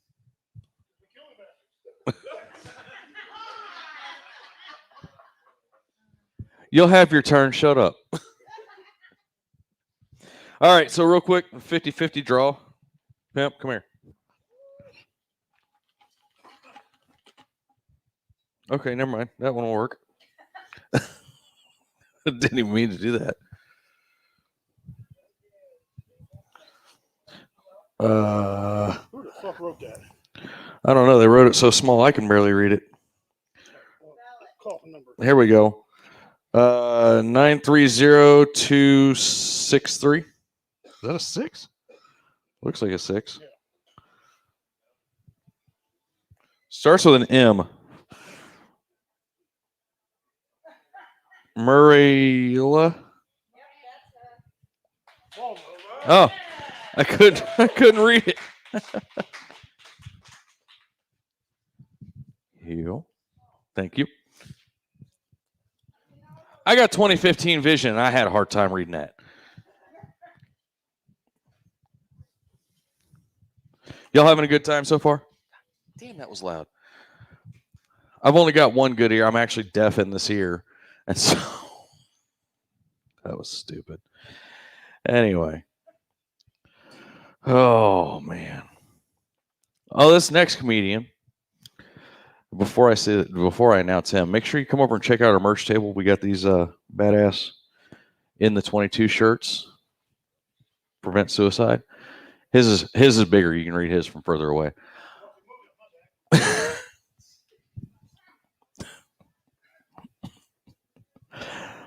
Oh, Jesus. And he hasn't seen my cock tonight. It's a bad joke. This next comedian is a United States Marine Corps veteran, co-founder of the Redneck Pimp Club, also the co-founder and COO of Woe Entertainment, co-host of the Woe Radio Show on Tuesday nights on Woe Entertainment, and an all-around show whore, and a badass American patriot. Please welcome to the stage a Redneck Pimp. Thank you, brother. Thank you. You guys have a good time so far? Yes, sir. All right. You know what? Veterans are deaf. Are you guys having a good time so far? Yeah. There you go. Give a big round of applause real quick to Richard Montano, please. One of my good friends. Keep it going for Thai Food Panda, another one of my good friends. And before we go on, I want to thank the ma'am herself, the lady who owns this fine establishment, at BB's Cooking. Please give her a big round of applause, please. Thank you. Thank you, ma'am. Thank you. Guys, check your phone. I'm waiting on word. When Tiger Woods got in a wreck, I'm waiting to see how many women come forward this time. Last time I wrecked his car, he had a bunch of women. Come on. His wife probably whipped his ass again. So, all right. We'll talk about the coronavirus. We're not going to talk about if it's real, if it ain't real, the numbers don't match, whatever. No. We're going to talk about what we learned from the coronavirus, right? First thing you learn from coronavirus is thank your teachers, right? Give your teachers a round of applause. You damn right. Thank you very much, you ladies and gentlemen who teach. Thank you. Damn, thank you all. Something else I learned. I hate PJ Masks. I swear to God, I got another grandkid to watch that again. Violence is going to happen in my house. Okay, I hate to Ninja. Hate SpongeBob. You know, SpongeBob wrote by a bunch of tweakers. You want proof? Sing the song. How many can sing the song? Sing it. Oh, who lives in a pineapple under the sea? Stop. That's tweaker shit. Pineapples don't live under the sea. They deteriorate. Sponges ain't. Anyway, just forget it, right? So, SpongeBob sucks. You know, tweakers. And we learned that. We also learned that people bought out all the toilet paper. I guess they got the shit scared out of them. I don't know. No toilet paper. And they bought out all the hand sanitizer. What they didn't buy out, because if you walk through Walmart, it falls on the fucking floor, is bars of soap and toothpaste. So you get people wiping their ass, sanitizing their hands, but they ain't bathing, ain't washing their teeth. That's nasty. Learn enough from Corona. We also learn in your household who loves you. Okay, we know who the alcoholic is. Example, my wife is a Google queen. Okay, you need anything, call her. She'll help you out. I promise she'll save money. Awesome. She's an awesome lady. So we was watching the news when the Corona first hit last year, right? The guy on the news like, okay, mandatory 14-day quarantine. What? Now remember, wife's always this. Never look at. Also, she looks up. Says, 14-day quarantine. Well, this fucker right here, give me the COVID. Give me the COVID. I don't know if she loves me or not. I don't know. And like I said, you know who in the family who's an alcoholic, who needs medication, right? And if you don't know who it is, it's probably you. Okay, we learned that. Men, we learned some fashion tips now. Now that we're getting back out, get your hair cut. Get your hair cut. You can. Get your toes done. It's okay, get your toenails done, men. If you can't put sandals on because your feet look like they belong to a pterodactyl, get your toes done. All right. Something we should stop doing, men, now that COVID's over. Stop wearing those sweatpants and the shirts right to here. That's nasty. Especially if you're real hairy. I don't mean a little bit hairy.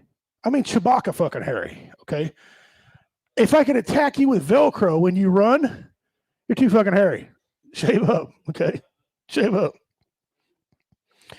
Men, stop wearing those socks that come up to here with flip-flops and shorts, right? Stop. You must be married because I know you ain't dating looking like that, okay? COVID's over, you can get out. Ladies, you can put makeup from here down now. It's okay. From here down, you can start wearing makeup. Get your pretty on, ladies. Get your eyes done. Get your hair done. Get your pretty on. You can even start wearing your shorty shorts again. Wear them shorty shorts. But do us a favor if you're going to wear shorty shorts. Trim your girl, right? We don't want to see you look like a Siberian Husky, all right? Trim your girl. Trim your girl. All right. This next bit, I'm going to play a little bit for you, and I'm going to tell you a story. I was bored one day, and I decided I'd look up the harmonica, learn anything about it. Well, I know the harmonica has 10 holes, most of them. 10 for blowing, 10 for sucking in, okay? That's right. Don't get ahead of me, right? And you can make lots of sounds with these things. You can make over 200 sounds with harmonica. Controlling your air, flicking your tongue. Sounds like a sexual toy, doesn't it? But you do a lot of things with harmonica. And I was wondering how it got its name. So I learned how to play it. There's A's, there's B's, there's C's, there's D's, there's G flats, there's G harmonicas, there's all kind of. I'm going to play a little bit for you here. Hold on.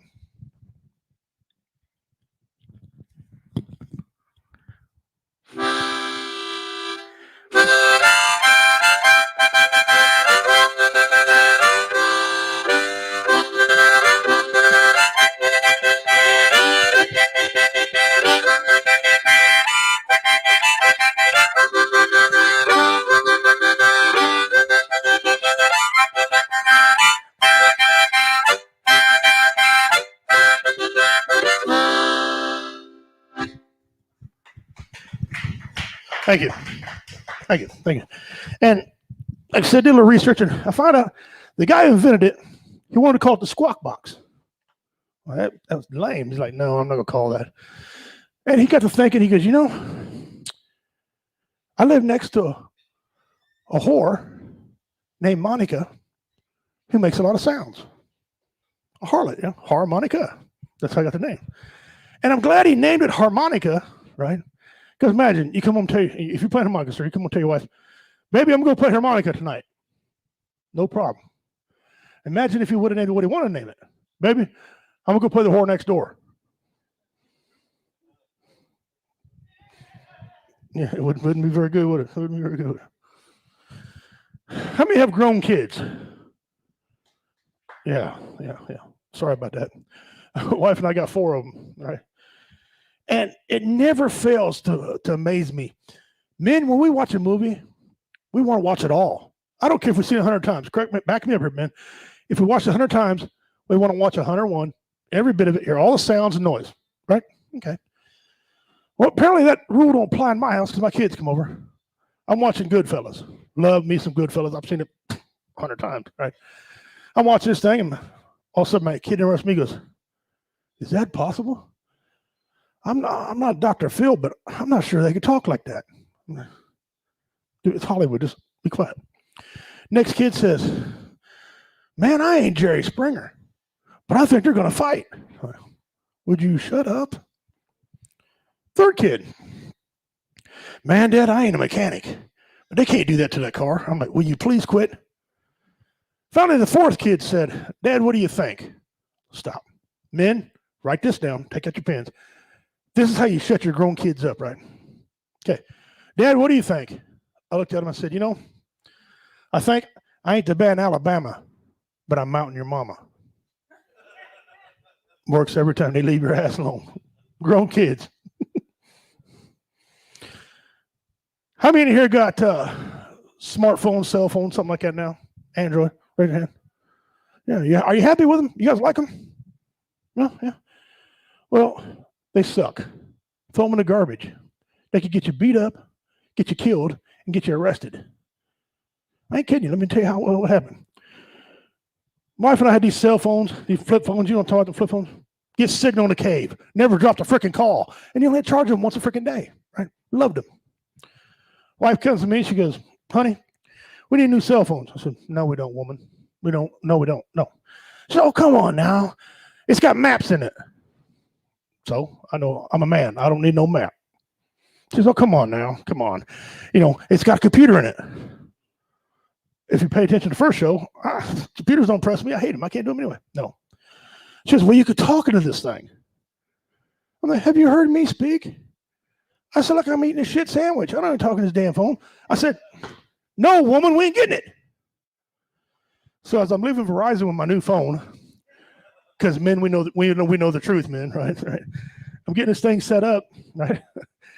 And I'm struggling with this thing. I'm trying to get music in it. I don't know, whatever. Well, we were raising our special needs nephew.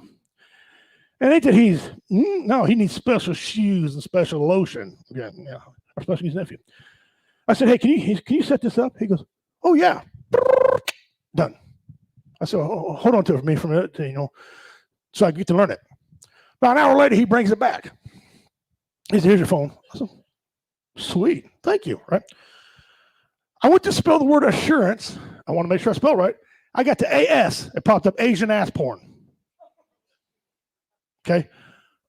I'm a week bobbing and weaving from the wife. I said, well, baby, I don't like Asian ass porn. I like fat ass American women. I like big butts. I don't know what the hell. Wasn't me. Almost got my ass beat up to that damn phone, right? Almost got killed because of the cell phone, right? We go to Walmart. Wife buys this new dress at Walmart. She tries it on the fitting room. She sends me a text with this thing, right? I look at it. I type back SWEEEEET. Sweet, right? Yeah. Her computer, the fucking autocorrect said, sweet. I'm 6 months bobbing and weaving. You gave an idiot the phone. This is your fault. Hey, it was autocorrect, baby. And I almost get arrested because, sadly, this is true. I almost get arrested because my nephew comes home from school. He said, hey, uncle, you know, today we learned about pigs and sows and stuff. I'm like, really? Yeah. I said, well, did you know the male pig is called a boar? He said, yeah. I said, did you know it had a corkscrew penis? He said, no, I didn't. All right, here we go. All right. Get my phone out. I said, well, let me show you. I said, okay, Google, show me boar's penis. Okay, pictures of boy's penis. Boy's penis? Whoa, hell no. Fuck no. I ain't Father Wink Wink. I ain't a Catholic priest. Hell no. Look around, you know, I ain't Jared from Subway. I'm looking for the FBI. Almost got me arrested. Get rid of them cell phones. They're crap. Hey, you guys remember Monica Lewinsky? How many remember Monica Lewinsky? Yeah. Her only claim to fame is swallowing, or not swallowing, I guess. Huh? Yeah. Well, anyway, she opened up a dentistry now. She's a dentist. You know, she did. So she opened up dentists all over the world. You know what her model is? You know what the motto is? Getting your taste out, one mouth at a time. Hey. How many of y'all have grandkids in here, or little bitty kids living at the house? Yeah. Richard, yours is about to die. I already know. Well, being a redneck, a non-racist redneck, yeah, I've got Indian in me. And yeah, wow. But being a redneck is a state of mind, right? Well, you probably shouldn't raise kids because they repeat things they hear. Okay, they're like sponges. They're like parrots, right? Example, like Richard, we got a couple of them that are going to jail. We already had them tried on for jumpsuits, anticipating how tall they're going to be. They're crazy. They're going to jail. 4 and 5. They're going to jail right now. Okay. Well, one of them decided he'd go to school. Teacher says, name something your grandfather needs or uses. Surely this can't go wrong, can it? First little boy comes up, says, my grandfather needs glasses, bifocal, so he can see. Teacher's like, that's okay, that's good. Second student comes up, said, my grandfather needs his dentures in. He could chew a steak. Teacher was bubbling over like, yeah, all right, you guys are learning good, you know. Third student comes up, says, well, my grandfather needs a big font on his phone so he can dial it. The teacher was so excited, right? My grandson comes up and says, my grandfather needs Viagra. Hey, if you only knew, right? You know, I'm missing a grandson. If you see him, send him home, will you, please? That's wrong. That's wrong. And the same kid, you got to watch what's in their hand. The handheld devices, computer, whatever they carry around, you got to watch. You got to monitor. And I thought I was doing a good job. Wife thought we were doing a real good job with our grandkids, make sure what they watch, what they don't watch. You know, we assume they were watching SpongeBob, right? Or kids YouTube, which is fascinating. Now, I watch it sometimes. But kids YouTube, you never know.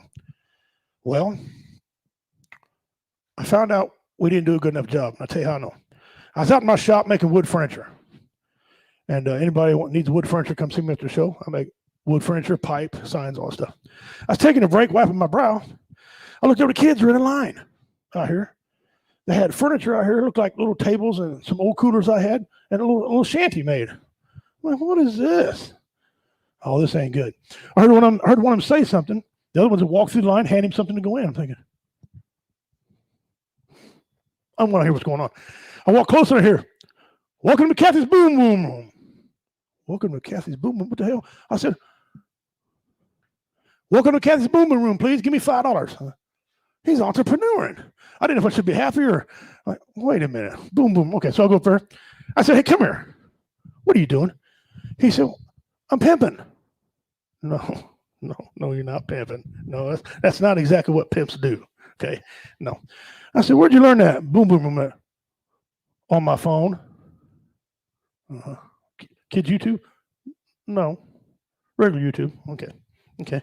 And what are you saying? What do you think a boom boom room is? He goes, well, I know what a boom boom room is. Do you know? I said, I know what a boom boom room is. Do you? I do. I said, what is it? He goes, okay, Papa, since you don't know, let me inform you. Smart mouth. He goes, a boom boom room it's a little building. You walk in, you got the guys on the left, girls on the right, and drinks up the center. Give me $5. I said, no, I ain't giving you $5. You got to watch these kids, man. There's something else. Wife and I have 11 grandbabies. 11 of them. Every one of them has a different personality, right? 11 grandbabies. Now, that being said, growing up around my house, my kids are always like, Dad, you can't watch other kids when we grow older. So what the hell are you talking about? I can't watch the kids. He goes, because you'll teach them bad stuff. You want how to take care of them. So the hell you mean I can't take care of them? He goes, you want me to do it? Okay. Fast forward. Son was living with us at the time. He said, Mom, he's fretting. Mom, I don't know if I go to work. I can't get a babysitter. I said, I'll watch her. I'll watch her. And he kept ignoring me. He goes, I really need a babysitter. I said, hey, asshole. I'll watch the damn kid. It ain't hard. I'm a Marine. I can kill 206 different ways. I can run down a shit machine gun nest. Come on. It's a grandkid, right? Before I go for ladies, thank you. God bless you, ladies. I'm serious. Thank you very much. You're going to find out why in just a second. He says, okay, can you handle him? I said, before you get out of here for whip your ass, give me the baby. And I got her, and she's our oldest grandchild. She's a female. And just love her, little girl. Oh, man. We played, ate, drink. You know what happens when you eat a lot and drink a lot, right? Yeah, it comes out. I said, oh, time to change the diaper. Here we go. I lay her down on the bed, undo her onesie, pull her diaper back, and I'm 5'11", 6 foot, depending upon what police station I leave. Former United States Marine, MMA fighter, was a champion in the damn ring, right? Indestructible. Bench press 350 pounds at that time, right? Yeah. I was a pussy. Thank you, women. I was gagging. I was going down. Dude, there's 3 types of diapers, okay? There's a poopy diaper, a shitty diaper, and shit like a grown man, okay? She shit like a grown man. It was in her chi-chi, in her crack, up her back, and damn. I was full on sweating. I was going down. She's giggling. She thinks this shit's funny. I'm about to die, right? All that tough guy, all that fighting. Yeah, it meant nothing. But thank God, my wife left for work. She left a bottle of Vicks sitting on the table. I army crawl over that bottle, get it, put it in my nose. It's like spinach to Popeye. Boy, popped up again. Like, yeah. Changed her diaper. I had a few little baby wipes left. Thinking, man, I'm in trouble. I got rid of the smell. Still gagging because it had three different textures, 3 different colors, and corn in it. It was nasty. Again, ladies, thank you all. Thank you. Right. But I'm out of baby wipes. I'm thinking, well, maybe I can load her up in my truck and take her to the car wash. Well, but I'll make a mess. I ain't doing that either. So I pick her up. I take her in the bathroom. I take my toe and I turn on the hot water. Okay. She's giggling. This is funny to her. I'm dying. Right. Turn on the cold water and I'm going back and forth trying to get it warm for her. I stick her underneath the faucet. She's giggling. I'm clean her off. Take her back. Clean her up with baby wipes. Put a little powder on her. Put a new diaper on her. That's right. Pawpaw. That's right. Sitting there in that chair. My wife comes home. My son comes home. Wife's like, any problems? Nope. Nope. Not a one. You're a hell of a man. I said, thank you, baby. Thank you. Son's like, Dad, you did good. He didn't know about died, right? So I proved to you I could take care of him. I'm going to prove to you it wasn't me that taught these kids bad things. Right? Our precious granddaughter, second one, blue eyes, blonde, red hair, right? Just precious. Excuse the button. Run around the house. My wife was working in the kitchen, chopping something up. My wife's got this term she likes to use. Right? When she gets mad, cock monkey. I don't know what a cock monkey even is. That's not my damn saying, right? All of a sudden we hear, cock monkey.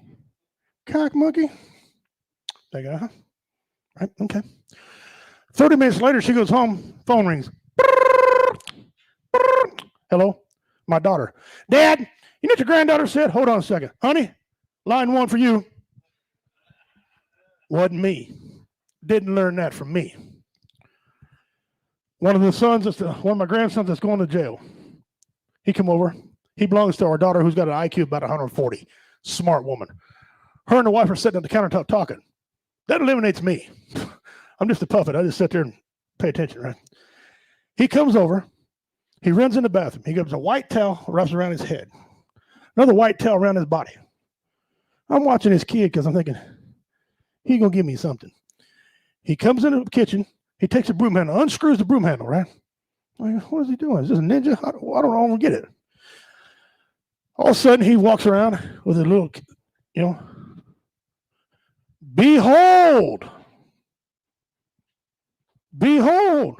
look, mommy, I'm a biblical sheep herder. I'm thinking, well, if it's the Bible, it can't be bad, right? Okay. I'm thinking, wait a minute. Forget what the grandkid I'm talking about here. He's going to give me something, so I'm waiting patiently, right? Wife and daughter just talking away. I'm watching. I'm jonesing like a crack whore. Here it comes. He walks to the kitchen, stops, and says, behold, bitch, make me a sandwich. I face planted right out of my chair. I'm over dying. Wife's like, it ain't funny. I said, bullshit. I'm telling that on stage. That's funny as hell. My daughter's got 2 puffs of smoke coming out of her ear now, right? I thought she was going to catch a case. I thought she could beat his ass off his back. Okay, right? The whole time I'm thinking, wasn't me. Didn't learn that from me. No. We got a grandson who's autistic. And when Typhoon said they're strong, I've seen him rip a storm door off a house. He was 6 when that happened. Very strong. Likes to wrestle, right? Okay. He comes to the house.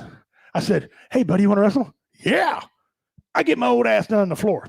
I look over in the corner. He's over stripped buck naked doing a helicopter. I was like, hey, whoa. No. That ain't how you wrestle. We don't do that before we wrestle. He goes, that's what mom and dad do for their wrestle. Didn't learn that from me. Wasn't me. All right, let's get into some impressions here. All right. Those of you who know me know I'm from this county. I'm from Davies County. I live around here. Lived around most of my life. From Jamesport, Missouri, actually, is where I'm originally from. But the judges around here know me. They know my name. They recite my social security number, date of birth every time they meet me. How you doing, Mr. King? 71. Damn, Judge, that's cool. Yeah, right. Well, one particular time, the judge actually kind of did me a favor, kind of not did me a favor. I was going down the road. I had to pee. A long ways from a town. I had to go. I get in my truck. I go down a hill into a field behind a tree. I'm peeing. You can't see me from the road unless you're breaking your neck looking. I walk back up. The cop says, pissing? I said, no, I'm standing with my dick in my hand. Yeah, I was peeing. What the hell you think, right? He wrote me a ticket for peeing. You couldn't see it, right? You couldn't see nothing. Okay. I go to court. The judge is in there. He's smiling. He's laughing. He thinks this is funny. Courtroom full of people. Inmates. There's like 14, 15 inmates in chains over here. Female prosecuting attorney who's looking at me like, no, this was funny to her. He looks at the case. He goes, was your back to the road? Well, yes, Judge, it was. He said, I don't feel like writing him, punishing him for peeing. That's an act of nature. That's an act of God. But I'll tell you what I do, Mr. King. You're a funny man. I've been in your shows. You make me laugh. You're going to do an impression for me. Sweet. I'll do Red Fox. All right. No. He goes, no, I get a pick. I'm like, right here, right now, you want me to do? Wow. Full, inmates there. Oh, boy. Or you can give $80 fine. I'm like, $80. Or my dignity. $80. Shit.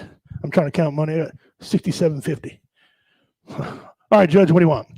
He goes, I want you to speak in Donald Duck's voice. Oh, well, that's easy. Hell, I can do that all day long. He goes, well, I want you to sing in Donald Duck's voice. Okay. What do you want me to sing? He goes, I want you to sing Baby Shark. Baby Shark in front of all these men. I mean, I got men I used to be in jail with, big buff men. $80 or Baby Shark. All right. He said, he sits back in his chair, throws a pen down, told the prosecuting attorney, said, it's going to be good. I'm like, Baby Shark's a long song, Judge. I won't pass out. We'll get you a paramedic. What he didn't know is I breathe through my nose when I do it. I'm the only guy who can do it. Here's what it sounded like in Caldwell County, Missouri, at the courthouse. Forgive me, Lord.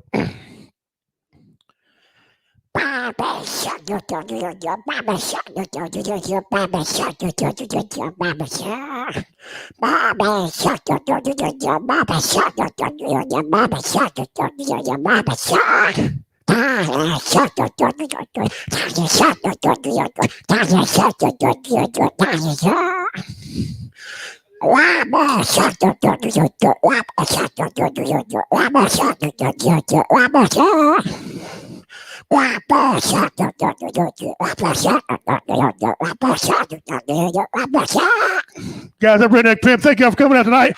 Well, War Entertainment, give us a like on Facebook. Thank you.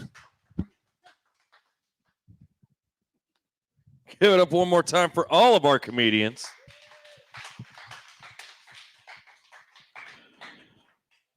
Oh, man. Did y'all have a good time tonight? All right.